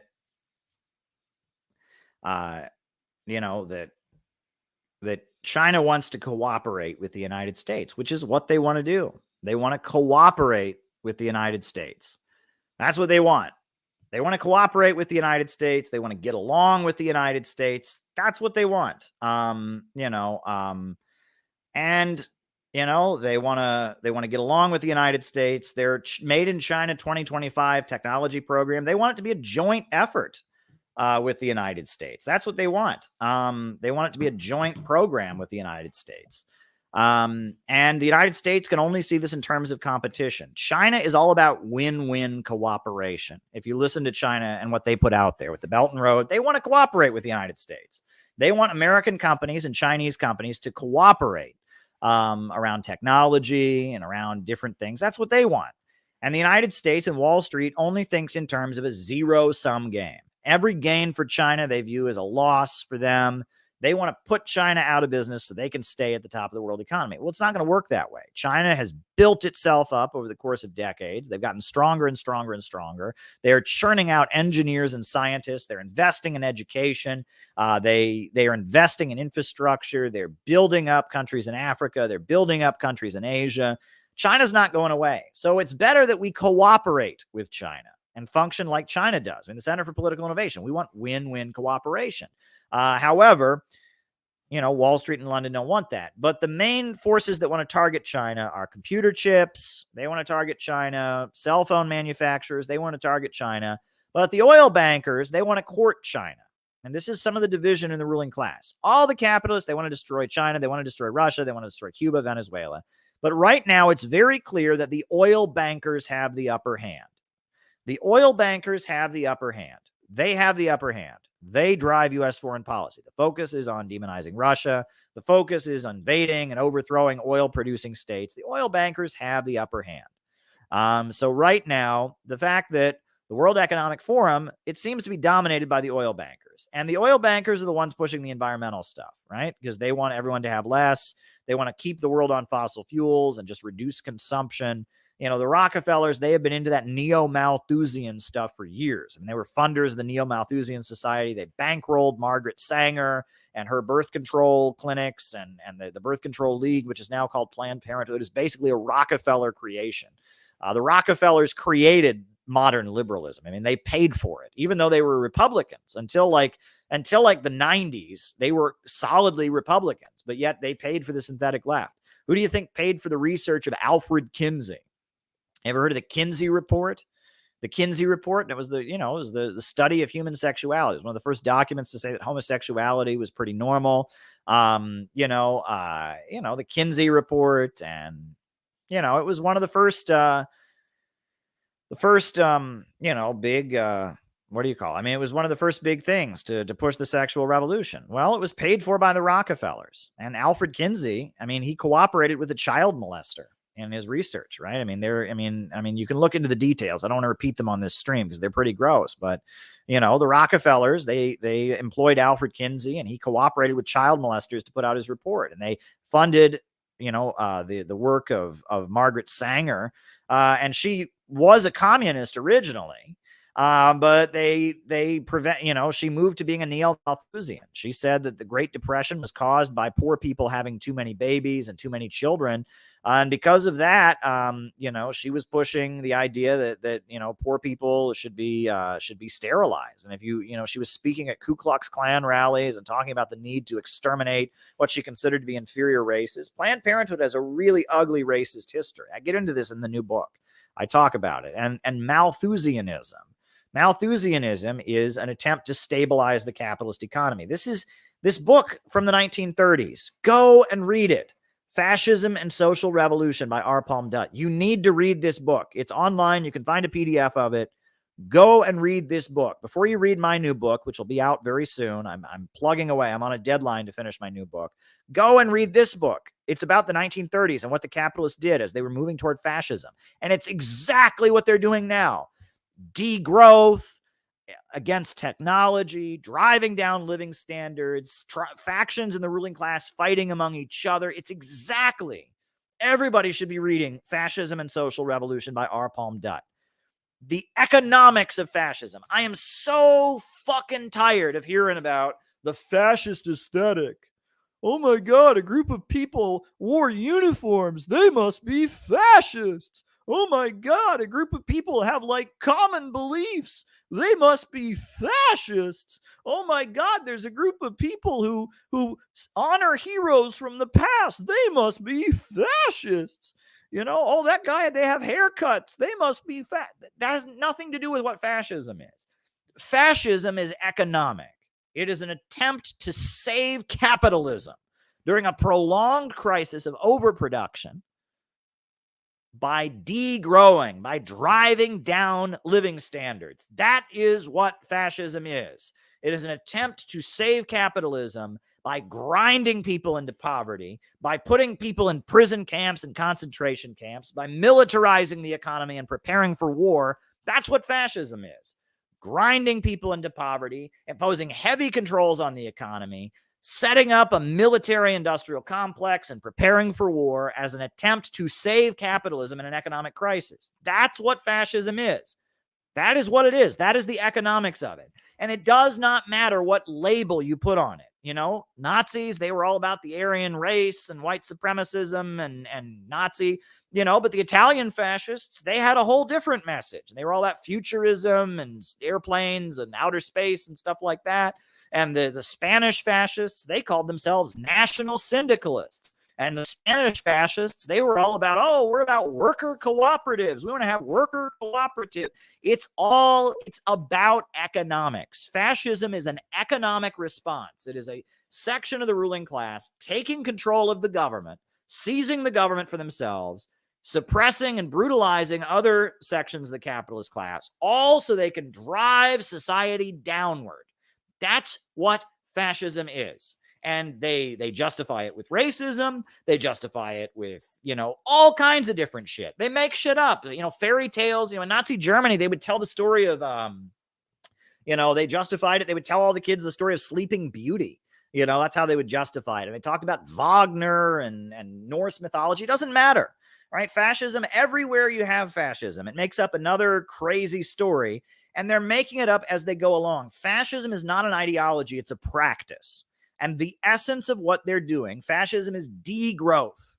It is about trying to save capitalism by grinding people into poverty, to stabilize capitalism, by creating an underclass of slave laborers, by escalating the danger of war, by forcing the population to get poorer and poorer and poorer.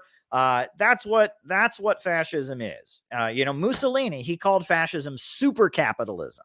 And that's basically what it is. When capitalism isn't a problem, the government comes along and tries to stabilize capitalism by grinding people into poverty, by militarizing and setting the stage for war, by creating an underclass of slave laborers and putting people in prison camps, by spending lots of money on militarism, by enforcing the rule of big monopolies and setting up some fake, in Mussolini's Italy, they called it corporatism, the corporate state. And that was basically these big monopolies, these big corporations in Italy. All of a sudden, they were like, the government regulated that they were run by this special body. And it would have a representative of the workers, and it would have a representative of the company, and then there'd be a fascist party guy. And they said, oh, look, it's like democracy because the worker and the capitalist are in the same room, and blah, but it was all fake, right? And in Italy, or in Spain, they called it national syndicalism. It was like the workers controlled the factories, but it was bullshit. It was fake. And that they set up some kind of weird scheme where profits are still in command. So it's still capitalism, but the government tightly controls the corporation, and the workers get paid incentive pay, peace wages rather than a wage, right? So they're co-owners, right? They're getting a share of the profits, but they're not. What the woke left is pushing right now, this is the new brand of fascism. And, nowadays, fascism isn't obsessed with race the way it was in Germany in the 1930s. Italian fascism was never obsessed with race, right? Italian fascism was never obsessed with race. But the fascism of different states was, and this is what you need to understand. Wokeism is the fascism that we are living under in this time. That's what you need to understand. And that wokeism is trying to set the stage for a heavy-handed authoritarian state to impose degrowth on the population and drive down living conditions in the United States to make the population poorer. That's what's going on. They are trying to grind us into poverty, and make folks poorer across America in order to stabilize capitalism. That's what they're doing. That is what they're doing. So, this is what you need to understand. And so go and read Arpalm Dutt. I see people are planning to make an audiobook of it. Great. People need to read this book. I quote it heavily in my new book, and it's quoted heavily. Peter Coffin's new book quotes this book extensively. This is the new book by Peter Coffin. This is Peter Coffin's new book. Less Sucks, Overpopulation, Eugenics, and Degrowth. And he quotes Dutt extensively in this book because the problem is nobody understands what is a basic point of Marxism, a basic, essential point of Marxism, which is the problem of overproduction, the tendency of the rate of profit to fall. And if you don't understand that, you're never going to understand why they're pushing degrowth like crazy. You're never going to understand why degrowth is inherently reactionary. It is not you can't be a Marxist and believe in degrowth. And I talk about that on different streams, and I've talked about it in my new writings, and everywhere we need to talk about the problem of overproduction. The problem with capitalism, I'm glad Kinky shared the link. The problem with capitalism is that under capitalism, abundance and technological advancement lead to poverty, and they lead to an economic breakdown. In a rational society, self-driving cars would be a very good thing, but not under capitalism. Under capitalism, self-driving cars would lead to millions of people unemployed, riots in the streets, mass hunger. What sense does that make? It would be a good thing if we had self-driving cars, but not because of capitalism. Right? Under capitalism, people are homeless because there are too many houses. Under capitalism, people are homeless because there's too much food. I've told you all over and over again about the coal miner's riddle. The little boy says to his father, "Father, why is it so cold?" And the little boy says, the father says to the boy, "Because we can't afford any coal to heat the stove." And the little boy says, "Father, why can't we afford any coal to heat the stove?" And the father says, "Because I lost my job at the coal mine."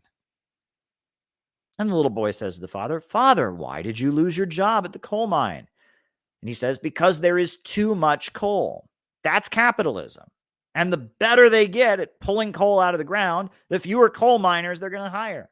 And pretty soon, you're going to have mass layoffs because there's too much coal. And the more that they reduce the role of the worker in production, the more that the worker's role in production is decreased, the less profit the capitalist can make, the less rate of profit he can make, because he can only exploit the profits that the capitalists make only come from human labor.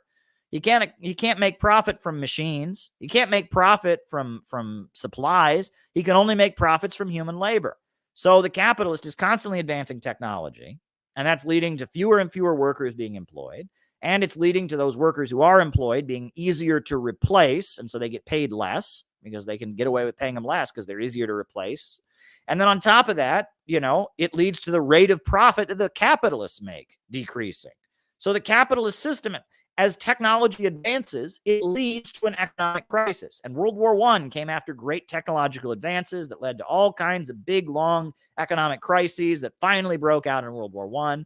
And then in the 1920s, after they blew up all of Europe in World War I and millions of people died, all of a sudden they were rebuilding. It was the roaring 20s.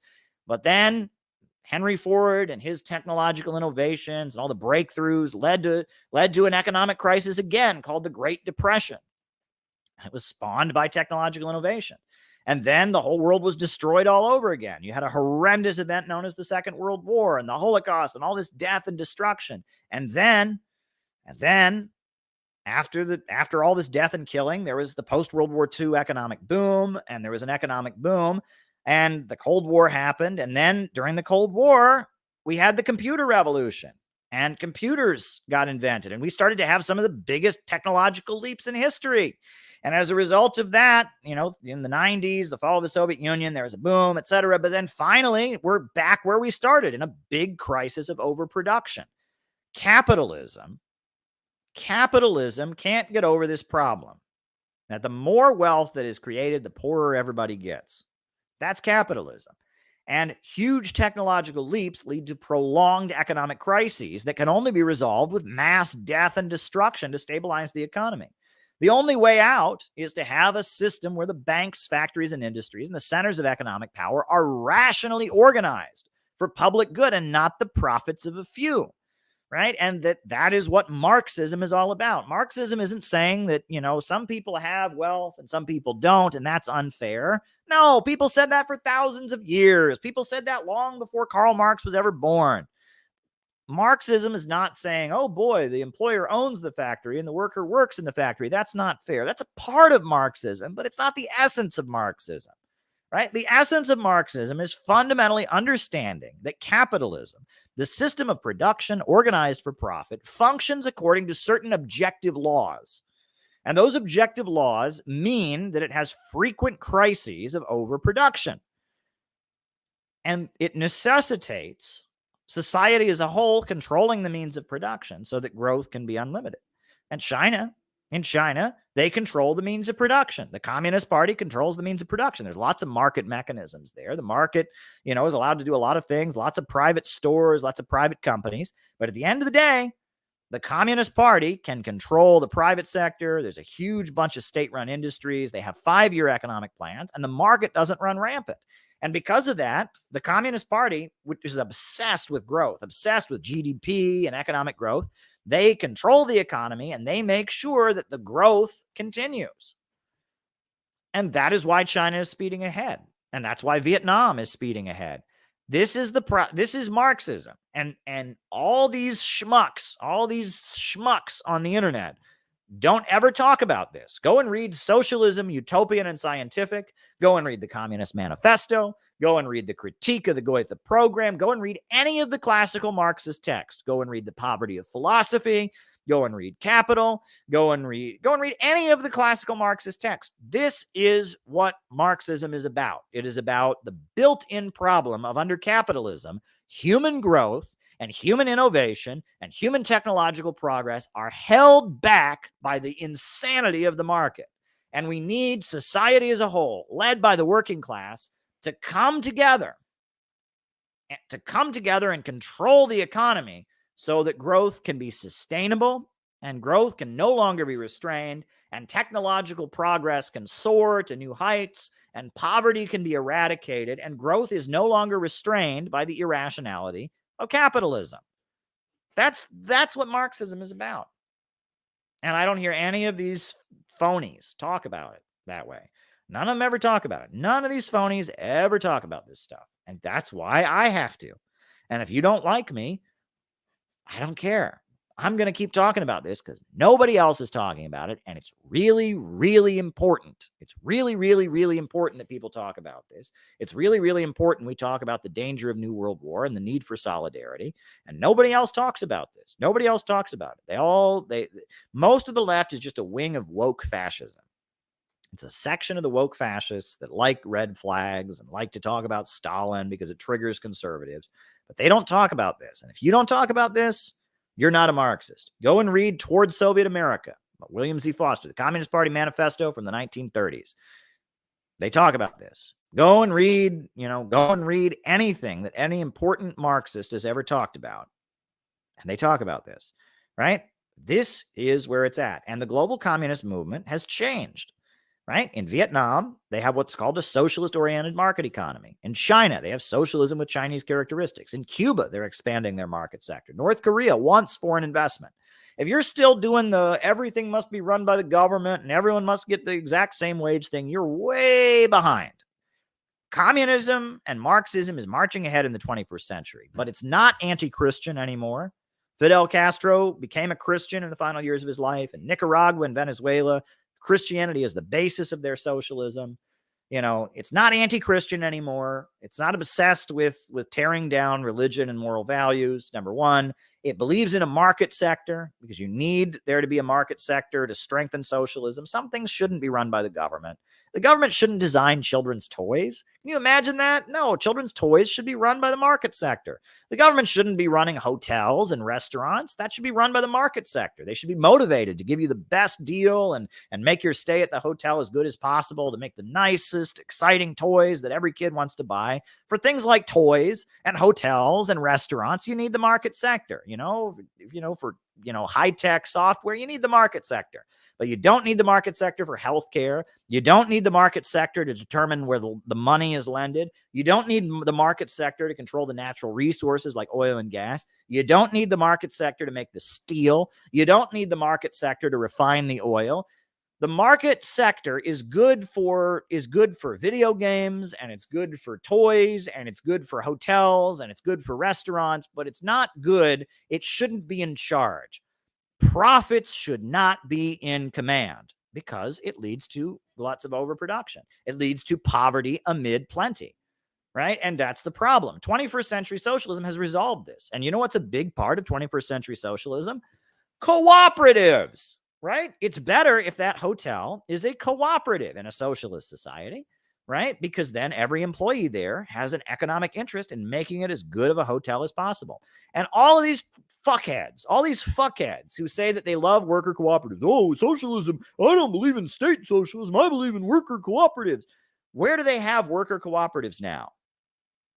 China, Nicaragua, Venezuela. You want to see worker cooperatives? It's all in the countries they all hate. Nicaragua, I've been there. I've seen the worker cooperatives in Venezuela in Nicaragua that are part of their entrepreneurship program. I've seen them in Venezuela too, the colectivos and the comunas that are part of their worker cooperative and their programs. Huawei Technologies, that makes the best phones in the world, is a worker cooperative. Harvard Business Review said it was a great example of profit sharing working. So all these fuckheads who are like, oh, I love worker cooperatives. You should love Nicaragua. You should love Venezuela. And you should love China. And you should love Vietnam. But they don't. They don't, because they're CIA fake leftists, right? Well, I read in the New York Times. Oh, shut up, right? They're phonies, right? In socialism, worker cooperatives work very well. In capitalism, it's just a piece wage. It's an employee stock ownership program, and it doesn't change the laws of the market. But in relation to an overall socialist planned economy, worker cooperatives are very good, and they're a big part of the adjustment where you have a market sector. And having worker cooperatives in your market sector is actually very good, right? So if you believe in worker cooperatives, you should understand that the best environment for worker cooperatives is in a socialist overall state-run economy. And they get this. Marta Harnecker, right? She was the brilliant, the intellectual genius, a Chilean academic who spent her life living in Cuba. Go and read Marta Harnecker's work. She was the mind, the brains behind Bolivarian socialism in Latin America. And she was all about understanding this, cooperatives, 21st century socialism. Go and read the work of Marta Harnecker, right? She understood this. Go and read the work of Deng Xiaoping. Go and read the work of Xi Jinping, the leader of China. Go and read, there's a great paper that I often will quote at people. You know, it's a great document published by the Communist Party of Vietnam explaining the basis of their socialist system. Let me find it here. I'll link it. It's a really great document that the Vietnamese Communist Party wrote about what socialism means in our time. It's a really important piece. Let me see if I can find it here. Right? I always link it in the chat because it's really, really important. Let me Google it. Let me put it's in my email. I'll link it. It's really hard to find in Google. It's extremely difficult to find in Google, right? It's extremely difficult to find in a Google search. It was published in like 2010, and it's from the Vietnamese Communist Party. It's a paper they presented in Cuba about what socialism means in our time. And it's very important. Very, very important. It's extremely important. If I can just find it here, I'll link it in the chat. I've linked it many, many times. It's a really, really important document. Oh, my goodness. Where are these pieces, right? Where is it? Oh, here we go. Socialism and Vietnam's perspective. Here we go. I'll link it one more time. It's really, really important. And Maxim appreciates this. Very good. Right? The 21st century socialism is way ahead of all this stuff, right? This is the global communist movement. What I'm telling you here, this is what they think in China. This is what they think in Vietnam. This is what they think in North Korea. This is what they think in Cuba. This is what they think in Nicaragua. And all those countries support Russia in Ukraine, right? What you hear from these woke people who think they're communists has nothing, absolutely nothing to do with what the global communist movement believes. Right? It's not what Marta Harnecker thinks. It's not what Vietnam thinks. It's not what Xi Jinping is writing in his Governance of China books that are great. Right? Go and read it for yourself. There's 3 volumes now. Xi Jinping, the Governments of China. This is where Marxism is at right now. If you want to know Marxism, the people that are putting into practice, read this. Right? Read this. Or better yet, go and read the ideological journal of the Chinese Communist Party. This is the official ideological magazine of the Chinese Communist Party. This is where communism is at, right? Funny, there's not a single article I've ever read in Kuei Shi about transgenderism. Not a single one. There's not a single article I've ever read in Kuei Shi about white male privilege, right? This is where Marxism is at. And this shit that we have in the West, that ain't it. That is not it. You know, it's not it. And, you know, all these people who hate me for Dugin, look at how, you know, I get baited. This is my classic example. Then I'll keep answering super chats because I got plenty more to say. But, you know, I get baited because I met with Alexander Dugin once, right? Alexander Dugin is on Chinese state media all the time. So, you know, and who else do I get baited with? I'm friendly. I'm very good friends. I love Daniel Burke and the Lyndon LaRouche movement. Helga LaRouche, the leader of the Schiller Institute, she is on Chinese state media like every day. So if you are like, oh my God, don't talk to Caleb, he talks to LaRouche, you're out of step with the global communist movement. They go to global communist gatherings. They appear in Chinese state media, you know, and you're like, oh, don't talk to Caleb. He talks to the LaRouche movement. Well, so does China. Right? Oh, don't talk to Caleb. He talks to Dugin. Dugin's frequently on Chinese state television. You know, I mean, these people don't get it. And I want to let you all in on a little secret. This is just something you need to know about the left, because it's like a lot of people, they just can't figure this out, right? They just can't figure this out. But I just have to let you all know about it, right? In case you didn't know, you will never satisfy these people. The haters, you will never satisfy them. Ever. Nothing you can do. I mean, I suppose you can sell out, right? And just abandon anti-imperialism, abandon Marxism, and just start repeating their crap, and that will satisfy them. But aside from that, nothing that you will do will ever satisfy these people. I have a record of anti-racism a mile long. At our recent conference, we had a group of black revolutionaries that are under attack from the American government speak at our conference, But no, I'm a white supremacist. No, it's just common knowledge. Caleb's a white supremacist. Nothing you do matters. Doesn't matter that I videotaped an act of police brutality and got women acquitted in court because of my video. Doesn't matter that I'm, I could go on and on. Nope. I'm a white supremacist. It's just common knowledge. Everybody knows it. It's all over Twitter. Nothing you do matters. So stop trying. That's my advice to you. Just don't even try. Don't try. As long as you're a revolutionary, as long as you're anti-imperialist, they're going to smear you, and they're going to declare that, that you are somehow a white supremacist, neo-Nazi, or whatever, right? That's what they do, right? You will never, nothing you do will satisfy these people. Nothing, right? Nothing you do will ever satisfy these people. They will call you racist. They will call you Nazi. They will call you fascist. And unless you become a pro-imperialist, anti-communist woke, they're going to call you that. So stop trying. And I don't know how many messages I've gotten from people over the years that say, oh, Caleb, if you'll just address the Dugin thing. I've addressed it 1,000,000 times. I've said Dugin's not a fascist. I don't agree with everything Dugin's ever written. What else do you want to know? Right? Oh, if you'll just address it. I did. Right? Oh, if you'll just address this, if you just address that, it doesn't matter. It does not matter. You will never satisfy these people. Right? You will never satisfy them. And so don't try. That's my advice to you. Do not try. And you just got to out of the movement to the masses. I'm done with the left. I'm really done with it. For the most part, I don't care what the Workers' World Party thinks, what the Communist Party thinks, what the PSL thinks. I just don't even care what these groups think. Now, PSL needs to be called out. PSL is enough of a threat that they need to be called out. And we need to figure out, ways to confront PSL and ways to make PSL uncomfortable. Because PSL, at this point, they have got to be some kind of government operation. Because why are they trying so hard to attach anti-imperialism to wokeness? The wokes are the most pro-imperialist people ever. They're the most pro-imperialist people ever. But PSL, Ben Norton, Ronnie Akalik and Danny Haifeng and Brian Becker and Breakthrough News, and I am convinced, the Democratic Party, they love to pretend to be the friends of socialist countries, right? Barack Obama went to Cuba and he lifted, he established diplomatic relations, but the whole time he was there, he was setting up, a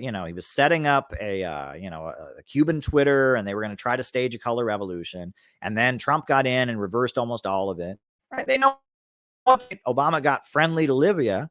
And then what happened, right? They were just setting the stage for a color revolution. The Democrats this is what they did during the time of the fall of the Soviet Union. All these Democrats were going over to the Soviet Union. Don't worry, it's Reagan and the right wing. They're the enemy, right? It's, Walter Mondale and Mike Dukakis, they like you, Gorbachev. And the Democrats love this, and they actively court the support of Cuba and China and these countries. They do, right? And part of that is this psyop to try and convince the socialist countries that the Democrats are their friends. And I am convinced that's what PSL does. PSL is a U.S. government psychological operation to try and convince North Korea and Cuba and China and Venezuela that, oh, yeah, the Republicans are warmongering anti-communists, but, we're with you guys. We're with you. No, they're not. We all saw Nancy Pelosi go to Taiwan. No, you're not. We all saw that. We know what Joe Biden's been doing and his anti-China policy. Come on. But at this point, and you can tell this, the woke people are the most anti-China, anti-Russia, anti-Cuba, anti-Vietnam people you ever met. But PSL is there. It is a scam to help the Democrats maintain their back channel. That's why it exists. CPUSA serves the same purpose. It's there to lure, to go to socialist countries and whisper in their ears and say, don't worry, the Black Lives Matter movement supports Cuba. No, it doesn't. Oh, but Brian Becker, he leads it, and we support Cuba. So yeah, it is a backdoor, a back channel between the Democratic Party and these countries, and it's a lie. It is a lie. They are scamming and lying to these countries because the Democrats are more pro-war at this point than the Republicans are. The Republicans want to decrease money for Ukraine. The Republicans, the Democrats are more pro-war. But PSL and CPUSA, by embracing wokeness but pretending to still support the socialist countries, it's a back channel. It's a way to go to those countries, and this is what led to the fall of the Soviet Union. This is how the Soviet Union fell. They pulled this crap. The reformist, Gorbachevist wing of the Soviet Communist Party was convinced that, the Democrats aren't so bad. If we dissolve the Soviet Union, they won't economically demolish us. They'll let us just be more of a social democracy. They don't mind that we're communists. They just want us to have socialism with a human face, democratic socialism. It was the way they manipulate them. And that is what PSL is. PSL is some kind of government operation. It is some kind of government operation. And that's why they're neutral on Ukraine all of a sudden, right? For the longest time, PSL, all the Marcyites, their position was, all the Marcyites, all the workers' world, PSL, all of them, was U.S. imperialism is the main danger. You always support anyone up against the U.S. imperialists. So why did they suddenly drop that? Why did they suddenly drop it? Of all the times to drop it, they could have dropped it in Libya. They could have dropped it in Syria. But all the times, they just suddenly, this is the one time that we're actually neutral. Both sides are to blame. Why? Why? Does it have anything to do with the fact that Joe Biden is the president? Does it have anything to do with the fact that, that all these woke kids are saying that anyone who supports Russia is a Nazi? Yeah, it's pretty obvious what's going on. I could go into more detail about this. Not everything has to be on the internet, but I have a lot more information. There's a lot more information out there that I could share with you, but I'm not ready to do that yet. But that's the role that PSL plays. And PSL, by keeping Marxism isolated from the masses, by reinforcing the delusion, right? Because all these Tea Party people, all these working class people that support Trump, they are convinced, the lockdowns are communism. They are convinced that, degrowth and making them poorer and grinding them into poverty, that it's communism. And PSL is there to help reinforce that delusion. PSL is there to take 20-year-olds who believe in communism and exploit them for 2 years, get them to work really, really hard to build rallies that Brian Becker can fundraise off of. And then after 2 years, they realize PSL is not going to grow because it's not meant to grow. It's a protest hustle. They have no intention of reaching the masses and winning over millions of people to socialism. They just stage liberal rallies and protests. That's what they do, right? After a few years of realizing that, then they quit and they go back to normal life and they hate communism. It's a revolving door. Some 20-year-olds join and they get exploited. And they realize after a while that, this is a scam. It's not actually intended to reach the masses. And then they move on with their lives. And Brian Becker continues to rake in the money and he lives a comfortable life. And they continue to maintain the illusion that communism is part of the left. And the working people hate the left. The working people hate the left. They can't stand the left, right? The left wants to make them poorer. The left supports the FBI. The left supports the wars. And it's about keeping communism attached to the left, scamming and lying to the socialist countries, and also, taking advantage of a lot of younger people. It's everything that's wrong.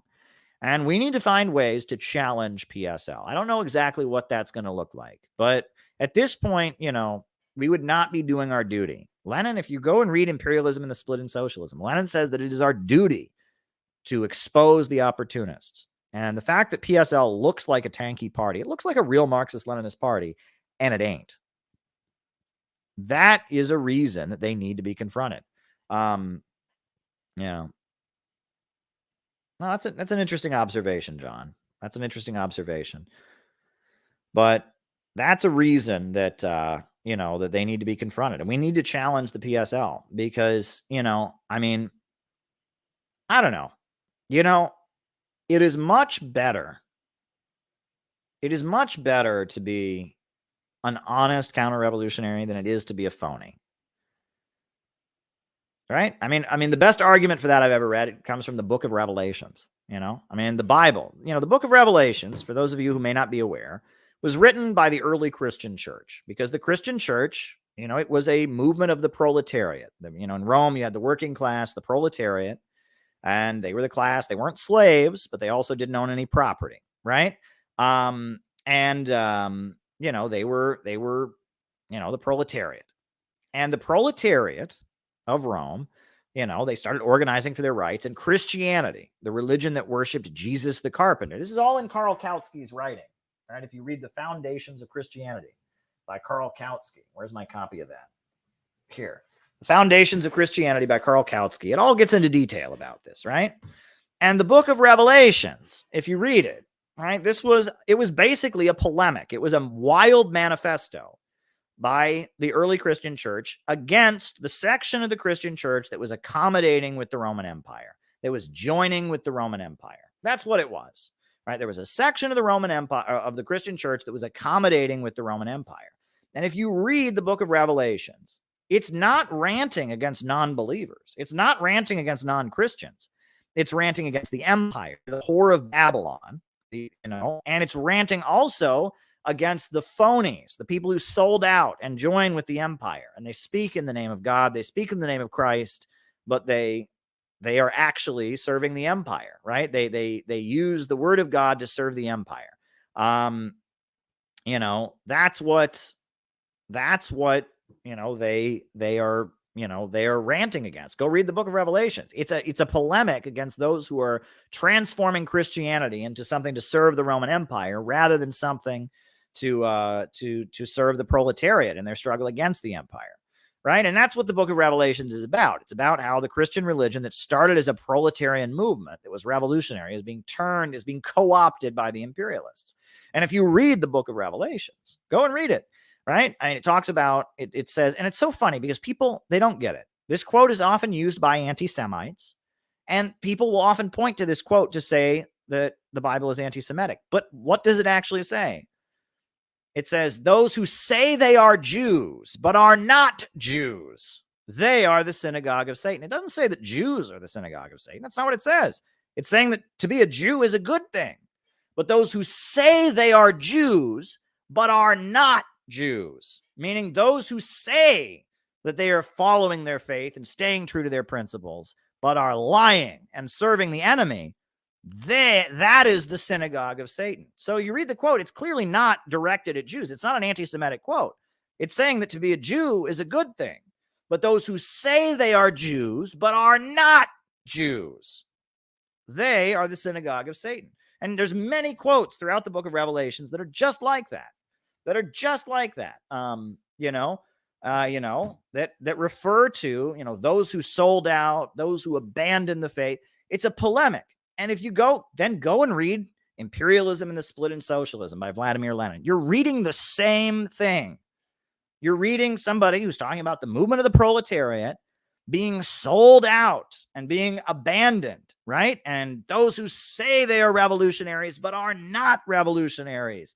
The social imperialists who took the movement of the proletariat and transformed it into a mechanism for stabilizing capitalism and imperialism.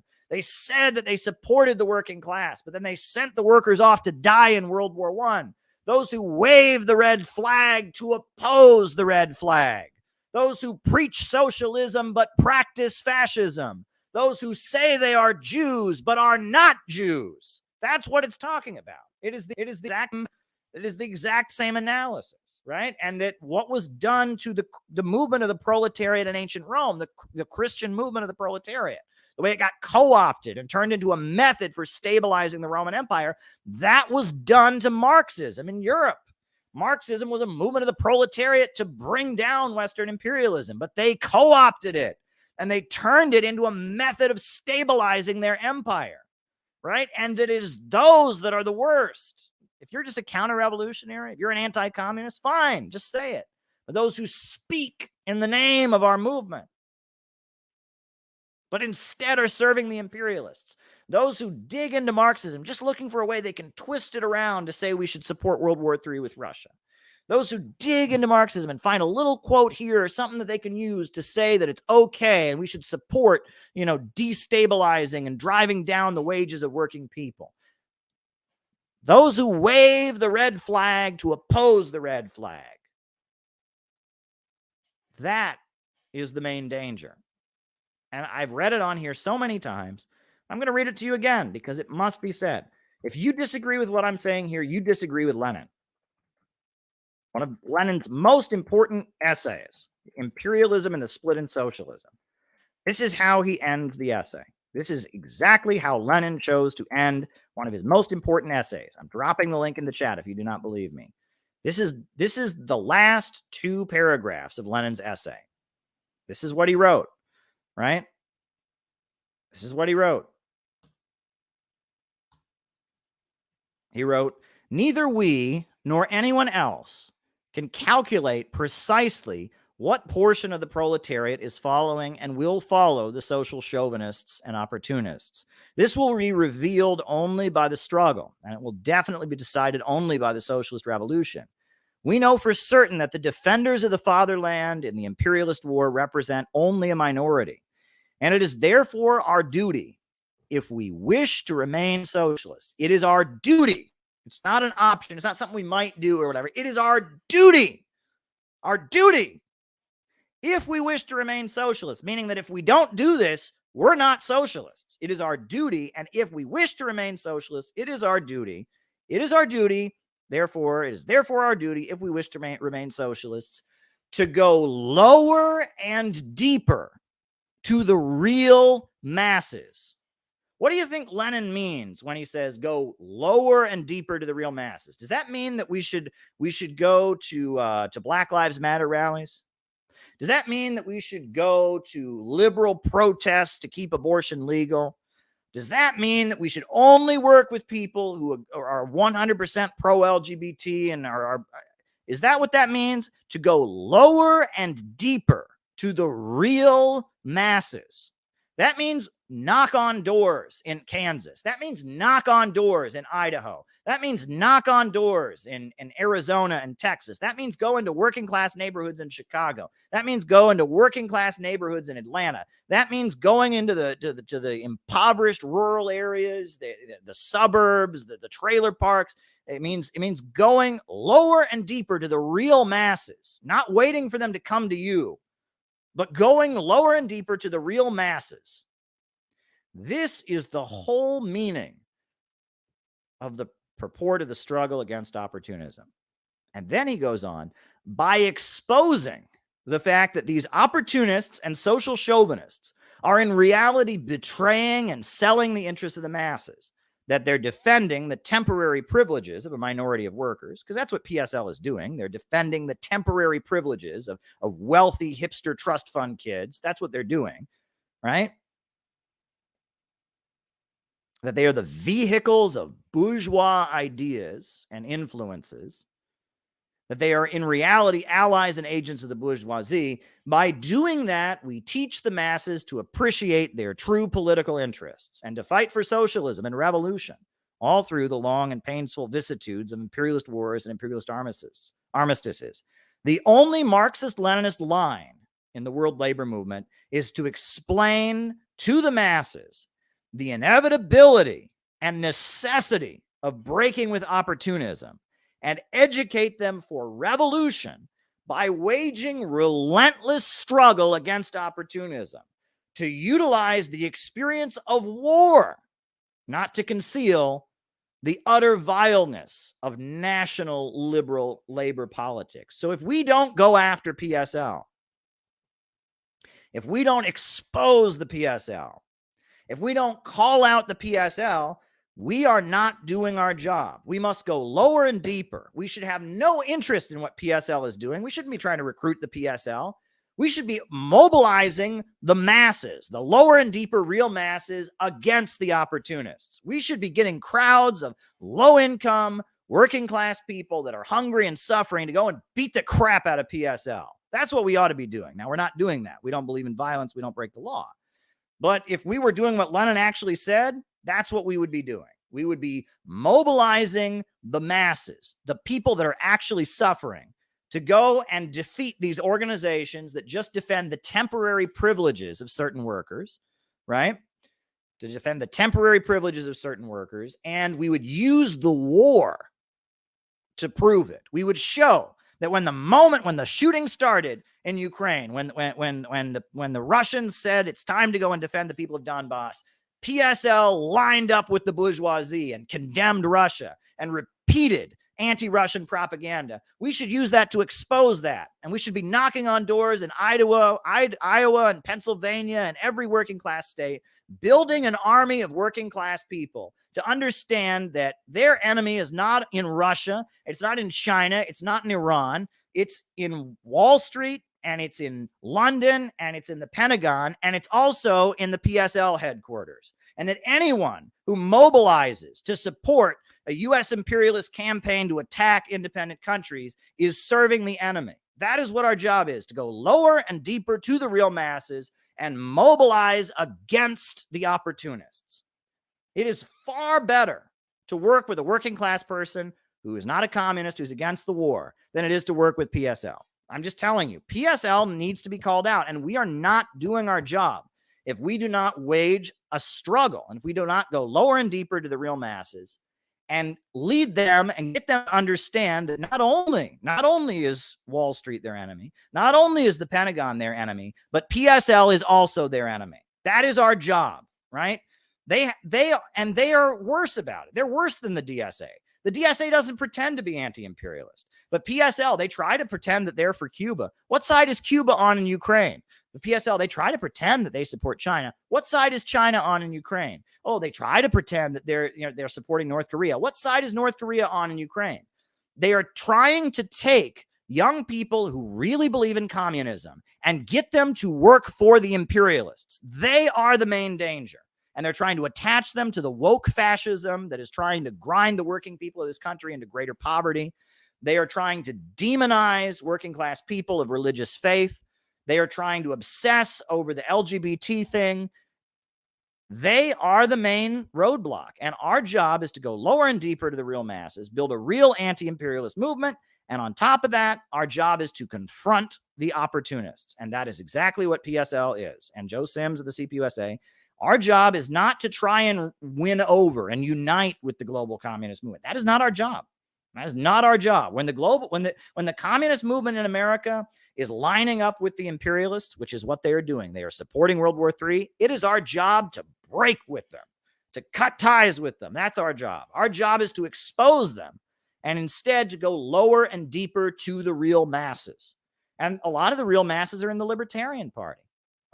They're against the war. They're against the FBI. They're against the Pentagon. But in their minds, the Pentagon and the FBI are all socialists. Why? Because all the socialists support the FBI and support the Pentagon. Brian Becker says that, they didn't jail enough Trump supporters. He's invoking the Sedition Act, the law they used to jail Eugene Debs. He's invoking that after January 6th, right? So, of course, working class people are going to join the Libertarian Party. I would join the Libertarian Party if I didn't know anything about Marxism. And I was like, gee, I don't like the FBI. Gee, I don't like these lockdowns that are destroying our economy. Gee, I don't like World War III with Russia. Now, look at the communist groups. They all support the FBI. They all support the lockdowns. They all support World War III and hate Russia and demonize Russia. Should I join them? No, but the Libertarian Party is against the FBI, is against the lockdowns, is against the war. So they join the Libertarian Party. Of course, they're going to join the Libertarian Party. Those workers who join join the Libertarian Party, those workers who join the Libertarian Party because they don't understand Marxism, but they're against the FBI, they're against the Pentagon, they're against the lockdowns, they're against the Wall Street and the low-wage police state, they're better. It's better to work with them than it is to work with fake socialists, to work with those who wave the red flag to oppose the red flag. It is far better. It is far better. I don't care anymore if people call themselves socialists or not. I really don't care, right? I really don't care at this point. I care about if you support World War III or you're trying to stop it. I care if you support the FBI raiding the homes of the Uhuru movement and pointing the guns in the faces of black revolutionaries. I care if you support the FBI and the crazy anti-terrorism legislation that's coming down now. That's what I care about. Do you support the low-wage police state and World War III, or are you against it? And the working people of this country, we all know that in their bones, they're against it. Working people don't want another war. They're more against the wars than they've ever been. Ever before. The poll after poll shows that Americans are more anti-war than ever. But the anti-war movement is smaller than ever. And you know why? PSL, the Answer Coalition. They have attached the anti-war movement to wokeism. And because of that, Americans are anti-war and Americans are anti-woke. And the wokes are the pro-war minority. And the PSL is trying to keep the anti-war movement attached to the pro-war woke minority.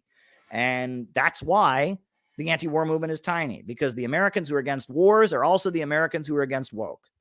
And I'm ranting about this because this is so important. I mean, this is really, really important. Go and read it for yourself. Go read Imperialism and the Split in Socialism, right? It is our duty, if we wish to remain socialists, to go lower and deeper to the real masses and to expose the opportunists and to use war to expose the opportunists. It doesn't matter what your position is on trans and abortion and all of that. If you're supporting war against Russia, if you're neutral and you're repeating U.S. government propaganda against Russia, it doesn't matter. Any of that stuff, it's all just a smokescreen. You know, a lot of these fake socialists that sent workers off to die in World War I, a lot of them, right? A lot of them, and thank you.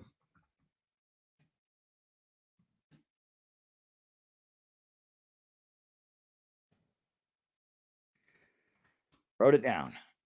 Wrote it down dark. A lot of them were for 8-hour work days and they were for votes for women and all that, but it didn't matter. When the guns of August roared in 1914, they sent 20 million workers to die.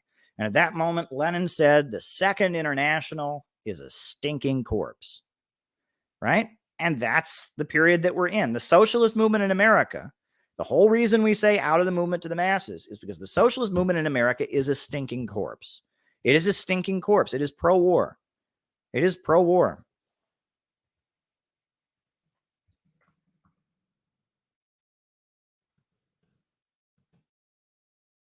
There you go. I get fired up about this stuff, folks. I get fired up about it. But people say, don't be sectarian, Caleb.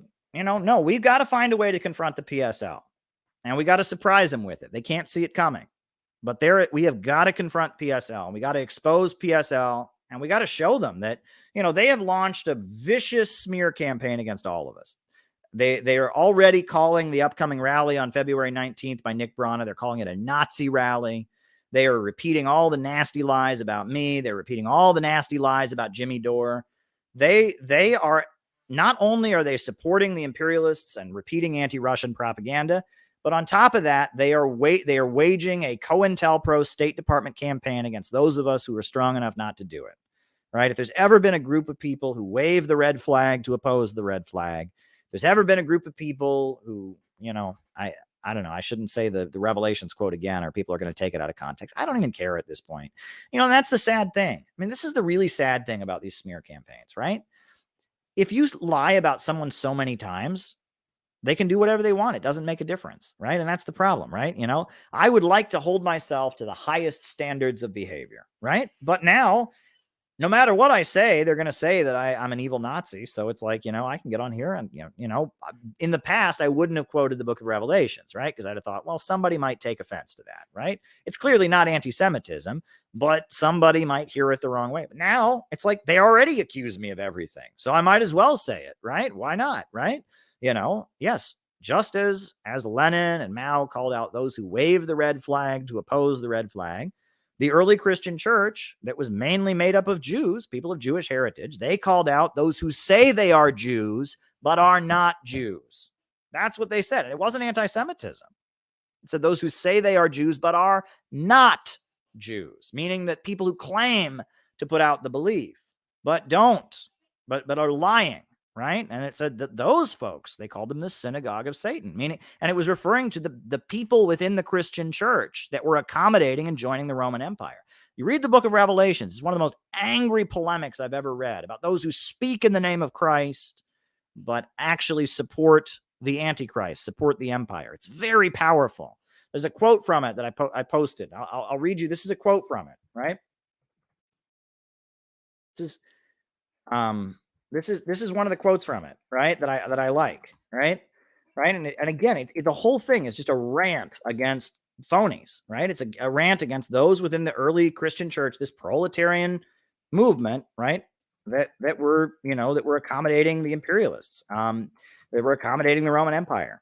And in Book of Revelations 3, right? What does it say in Book of Revelations 3? It says, this is what it says. I know your deeds, that you are neither cold nor hot, and I wish you were either one or the other. So because you are lukewarm, neither hot nor cold, I am about to spit you out of my mouth. You say, I am rich, I have acquired wealth, and do not need a thing. But you do not realize that you are wretched, pitiful, poor, blind, and naked. I counsel you to buy from me gold refined in fire so that you can become rich, and white clothes to wear so you can cover your shameful nakedness, and salve to put your eyes on so you can see. Those of whom I love, I rebuke and discipline. So be earnest and repent. Here I am. I stand at the door and I knock. And if anyone hears my voice, open the door. I will come in and eat with that person, and they with me. But to the one who is victorious, I will give the right to sit with me on my throne, just as I was victorious and sat down with my Father on his throne. Whoever has ears, let them hear what the Spirit says to the churches. Yeah. It's very powerful stuff. I know your deeds, and that you are neither hot nor cold, and I wish that you were either one. So because you are lukewarm, neither hot nor cold, I am about to spit you out of my mouth. It's powerful stuff. You think that you're rich, right? You say that you are rich, that you've acquired wealth and do not need a thing, but you do not realize that you are wretched, pitiful, poor, blind, and naked, right? And there you go, right? These sellouts, these phonies, right? Oh, they're not hot or cold. They're not against Christianity, but they're not really enthusiastic about it. They're accommodating with the Roman Empire. They're neither hot nor cold, and so God will spit them out of his mouth because they are neither hot nor cold, right? And they think they're rich. I'm sure those Romans, when they were accommodating the Christian church, when they were accommodating them, and they gave those people money and they thought they were rich. But in reality, they were cold, wretched, and naked because they'd abandoned their principles. You know what I mean? This is, again, it's very weird, the historical parallels that we're living in. Go and read The Foundations of Christianity by Karl Kautsky. Read about how religion and Christianity was an expression of the proletariat in their struggle against the Roman Empire. Read about how the Romans co-opted Christianity as an attempt to save their empire, but it didn't work. I'm telling you, history runs in cycles. It's really wild stuff. But anyway, next question. Is it a good idea to flood C-SPAN lines with calls? That's an idea. I know people have done that before. So maybe when we do publicly announce, when all the details of the event are out there, yeah, maybe that's a good idea. It's an angle I haven't thought of before, but it's actually pretty smart. So maybe when the details of our event are out, maybe we can do that. So there you go. Why does Florida produce a lot of communists? Well, that's interesting. I haven't observed that. In my experience, Florida is a stronghold of anti-communism, right? Miami Cubans, they're the hardline right wing. They kind of run the Republican Party down there.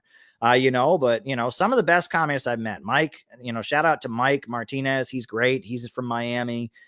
Shout out to there are some other communists from Florida that are pretty cool. But historically, my understanding is that Florida is a stronghold of reaction. It's a quite reactionary state, and it's quite anti-communism is a really big part of the discourse because of the Cubans. So there you go. There's thoughts about young men being left and astray in U.S. society. Thoughts about this. Wow. I want to talk about that. I really do. The Jordan Peterson stuff. Jordan Peterson, whenever he talks about communism, I want to slap him. He has absolutely no idea what he's talking about. He's only read Solzhenitsyn. He says things that are indefensible about communism. But there's a reason that he's so popular, which is that so many young men are feeling lost in this society. They're feeling completely lost. They're and it's bizarre. Right. They talk about how, women, one of the things that feminists talk about is that women face what they call a double bind, where no matter what they do, they're judged. Right. If a woman doesn't have a lot of sex, she's a prude. If a woman does have a lot of sex, she's a slut or a whore or whatever. Right. And that for young men now, it's kind of like that. Right. I mean, for example, one thing I've always heard, right, is that women say, oh, I want to work. I want equality in the workplace with men. Well, I'm for that. Women should get paid the same wage as men for the same work. I'm for that. However, I'm just going to point this out at risk of being unpopular, but women should have equality in the workplace with men. So I'm not against that. Please don't get me wrong. But if a husband financially supports his wife, everyone's fine with that. Everyone's fine with that if a man financially supports his wife, right? However, if a wife financially supports a man, all of her girlfriends are going to be like, leave that loser. Her parents are going to call him up and be like, leave that loser. Oh my God. Why don't you date someone who has his life together? Oh my God.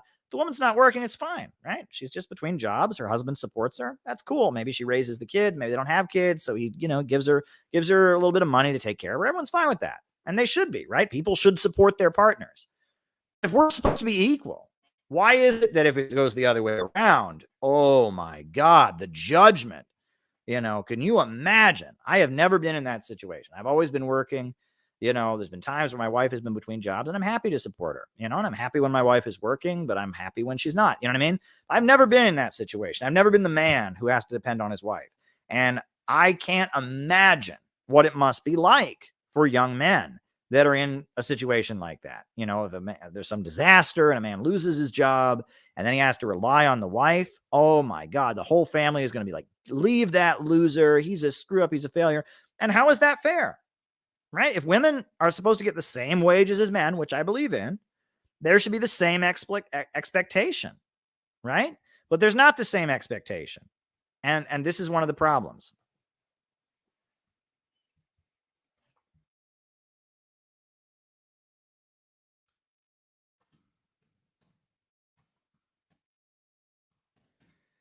That's one of the problems, and if a girl, this is also true. If a woman is 30 years old and she lives at home, everyone's just like, okay, she's 30 years old. She lives at home. Her father is like, oh, I love my daughter, whatever.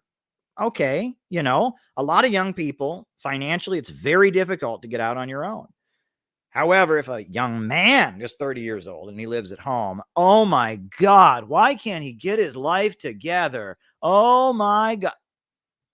Again, if it's supposed to be fair, and a lot of young men are facing a huge amount of judgment,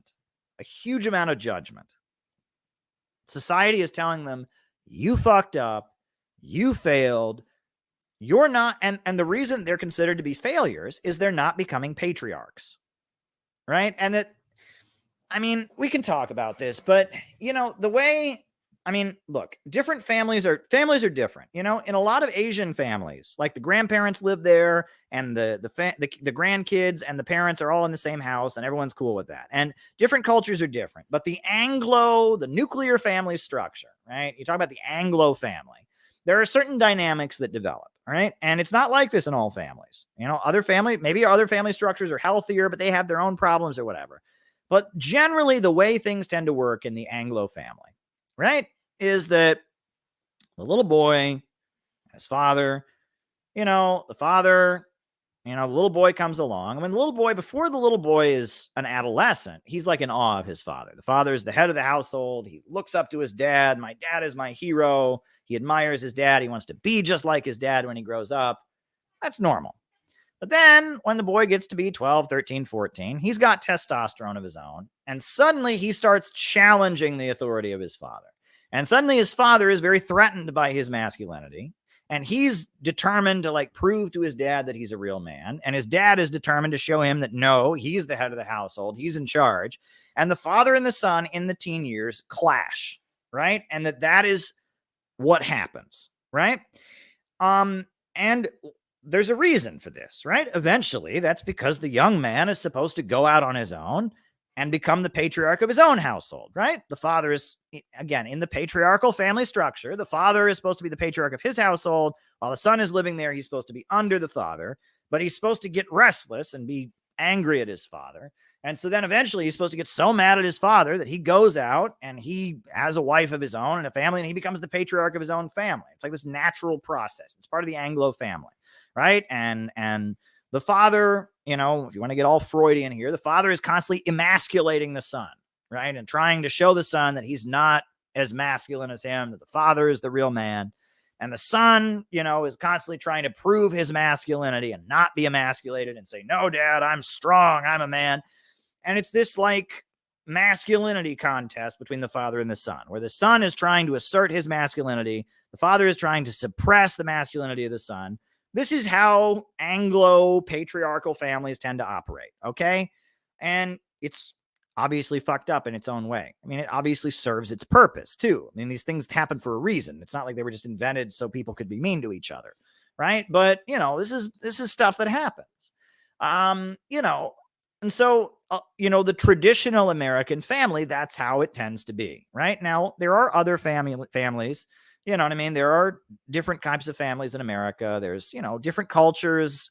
It's different. Family dynamics play out differently in different cultures. But the Anglo, the British, Western European, white, European, American, traditional, white picket fence, beaver American family structure, this is how it's set up. So, again, that father-son rivalry serves a purpose because the son is supposed to have his masculinity be threatened. The father is supposed to be threatened by the son's masculinity. They're supposed to fight it out. And eventually that's supposed to motivate the son to constantly be determined to go out in the world and prove he's a real man and become the patriarch of his own family. Well, that enters a really big problem when you have an economic crisis where it's very, very difficult for a young man to do that, right? I mean, which it is now. The jobs, they don't pay the wages that they once did. Right. And the young man, instead, he goes to college for 4 years and he runs up student debt. And then he gets out of college and he can't afford to get a place of his own. And so he's living at home. And the father is still threatened by his masculinity.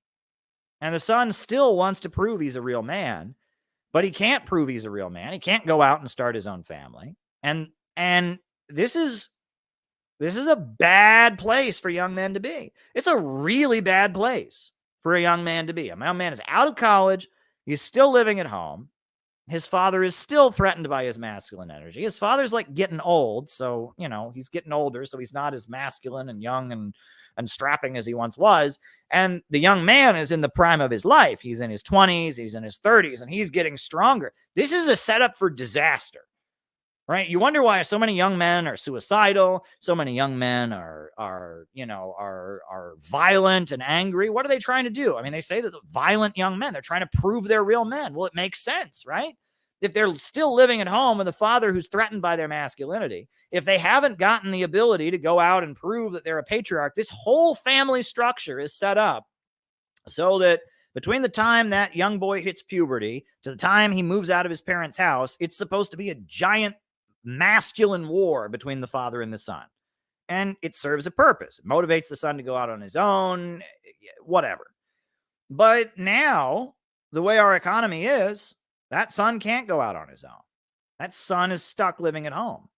And that father is still going to be threatened by, and these young men, a lot of these young men, they feel that their masculinity, and then it's weird. So their masculinity is constantly being questioned. Society is saying to them, you're not a successful man. If they ever get a girlfriend, the girlfriend's parents are gonna be like, leave that loser. He's not living on his own. He's still living at home. He must be. So he's constantly having his masculinity questioned, number one.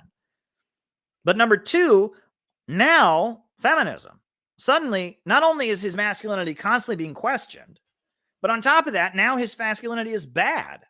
So he's trying to prove he's masculine. He's constantly being told your masculinity, is in question, right? You're not a real man. You're not tough. You're not strong. You're a loser. You're a screw up. He's constantly getting that message.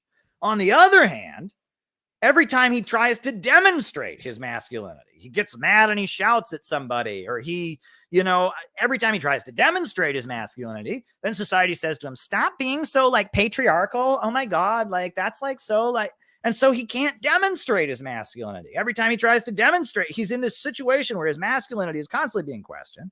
But then every time he tries to denigrate it, society comes along and says, masculinity is wrong. We don't believe in patriarchy here, sir. And so he's lost. He doesn't know what to do. And so I think a lot of the problems that young men are having, the depression, the suicides, that's what we're dealing with. The mass shootings to some degree or other. Obviously, the overwhelming majority of young men in the United States who face this problem don't become suicidal or mass shooters, right? Those are extreme cases. But this is a weird thing because, I am a hugely critical of ContraPoints, but she did make an honest point in one of her videos. Makes her audience mad every time she thinks honestly in one of her videos. She said, men are still going to exist. Men are still going to exist.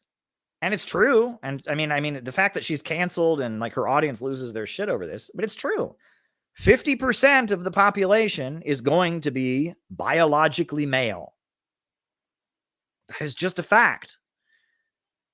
And so there needs to be a way. Maybe we need to change the way masculinity is. Maybe we need to change the expectations on young men. Maybe we need to change the way fathers interact with their sons, and a lot of things maybe need to change, sure. But men aren't going to go away. And just condemning them and saying, oh my God, white men, I hate white men, or oh my God, men, masculinity is so awful. Look, as long as you have female and male, there are going to be feminine attributes and masculine attributes. So we need to, there's going to have to, and yeah, young men are in a tough spot. They are absolutely in a tough spot, and the fact that it's a crime on the left, the fact that on the left, it is a crime to show any sympathy with these young men, that is, of course, they're becoming reactionaries. Of course, they're following Jordan Peterson. Of course, they're joining the alt-right. Because in left-wing spaces, if you talk about any of this, people go, oh my God, that's sexist, that's patriarchal, you're supporting a man, we hate men oppress women, oh my God. And it's you're not allowed, everything I just said here, I would have been expelled from the Workers' World Party if I'd said any of this, right? It's you can't talk about any of this, right? So young men, they're damned if they do, they can't be masculine. And they're constantly being emasculated and taunted for not being masculine. David Fox gets it, right? In Australia, the suicide rate for males age 18 to 50 is quite high in the Western world. Yeah. And is it, David, I'm not in Australia. I don't know Australia's, unique circumstances, but I can imagine it's a similar kind of situation where what does it mean to be a man? The expectations, it is very weird. Society, and this is what people don't get is when you change things, and things need to change, the way women have been treated, domestic violence and sexual harassment being routine, and there's a lot of things about the way women have been treated historically that really needed to change. But if you change the way women are, the way men are is also going to change. And sometimes you change one thing and it leads to other things. And, you fix one problem, it leads to another problem to fix. And then it leads to another problem to fix. And then it leads to another problem. And these things need to be acknowledged, right? And, and like, even just saying this, someone's going to clip this. Well, no, they're not. But at one point, or maybe they will, I don't know. But, it's like the fact that you can't even talk about this on the left without people losing their minds, that's a problem. And no wonder all these young men are becoming alt-right and stuff like that, right? So there you go. Next question. Latin soap operas display disparity in Latin America. I don't watch Latin soap operas. I just don't. So I can't comment on that because I just don't watch them. The novellas, they call them. The novellas. I don't watch them. That might be true. It's probably true, but I just don't watch them. I just don't know my novellas. I just don't watch them. I don't speak Spanish very well, and I speak it a little bit, but poquito. So there you go. All right. UPS wildcat strike. Is there like an article about that? I haven't heard about the UPS wildcat. I'm going to Google it. UPS wildcat Scranton. What's going on there? There's a wildcat strike. I see a Facebook group about it. Oh, how the 250 UPS workers fired for a wildcat strike won back. Oh, this is in 2014. This happened. What are you talking about here? Fill me in. APWU. There you go. Gabby says I should watch novellas. Maybe I should, give me something to do while I'm working from home. There you go. All righty. Neoliberal interests in terms of ideology. Well, neoliberalism is the government deregulation. It's the teachings of Milton Friedman and Alan Greenspan, Friedrich von Hayek. It's the idea that the government should play less of a role in the economy. So, yeah, it's about cutbacks. It's about, selling off government enterprises to the highest bidder, prisons for profit, schools for profit. That's what neoliberalism is. So there you go. The difference between Lenin and Stalin on religion. Well, Stalin legalized the Russian Orthodox Church. He brought the Russian Orthodox Church back. Stalin, under Lenin, the church was just seen as a straight up enemy. But under Stalin, there was a shift. There was an adjustment in how Russia saw that. Let me just say, I will say that I unequivocally oppose all the persecution of Christians that was done in the Soviet Union and other socialist states. I unequivocally oppose the execution of the Romanovs. I think it was the wrong thing to do. It shouldn't have happened. I am opposed to all suppression of the Christian faith. I am opposed to all persecution of Christians. I believe in Christians being free to practice their religion. And while I understand it was coming from a different place, I do not condone it. And I just, while I defend the Russian Revolution and socialism, I think one thing I can be absolutely clear about is that all the suppression of Christians that went on in the Soviet Union, all, the execution of the Romanovs, all of that, I can condemn it all. So there you go. Okay. History rhymes, repeats itself, doesn't repeat itself, but it rhymes. Yes. That's dialectics, right? Contradictions emerge, dialectical processes happen, different social forces clash with one another. This is the nature of reality, and the universe is constantly adjusting and changing, and different forces are clashing with each other, and contradictions are driven forward. This is the nature of reality. So there you go, folks. It's been a wild stream tonight. I was starting out talking about how pumped I am about March 25th, and then I was screaming about PSL and Lenin, and now I'm answering people's questions. We talked about masculinity, and hey, it's always exciting to come on these streams. I love you all. This is really great. I'm working from home, like I said. I go to the gym every day. I exercise. I work from home, and getting on here and engaging with all of you and having a community that we can just engage with is really beautiful. And so I want to thank you all from the bottom of my heart for being here. I want to thank you all for being the community that stays strong and endures all the attacks, etc. Oh, it looks like, what is this here? Cleveland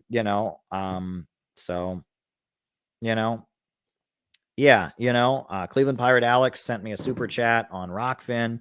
He says, still can't get super chats to work. I really love your streams. Well, absolutely. And thank you, Cleveland Pirate Alex. I love you too. I love this community.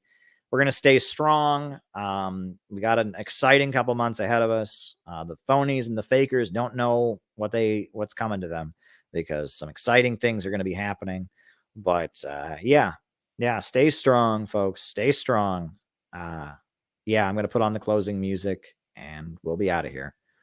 We'll be out of here. But I can't tell you all how much I value you and how much we are building something that's very valuable. New upsurge in the struggle against U.S. imperialism is now emerging throughout the world. Ever since World War II, U.S. imperialism and its followers have been continuously launching wars of aggression. But the people of various countries have been continuously waging revolutionary wars to defeat their aggression. And while the danger of a new world war still exists, and the people of all countries must get prepared, revolution is the main trend in the world today.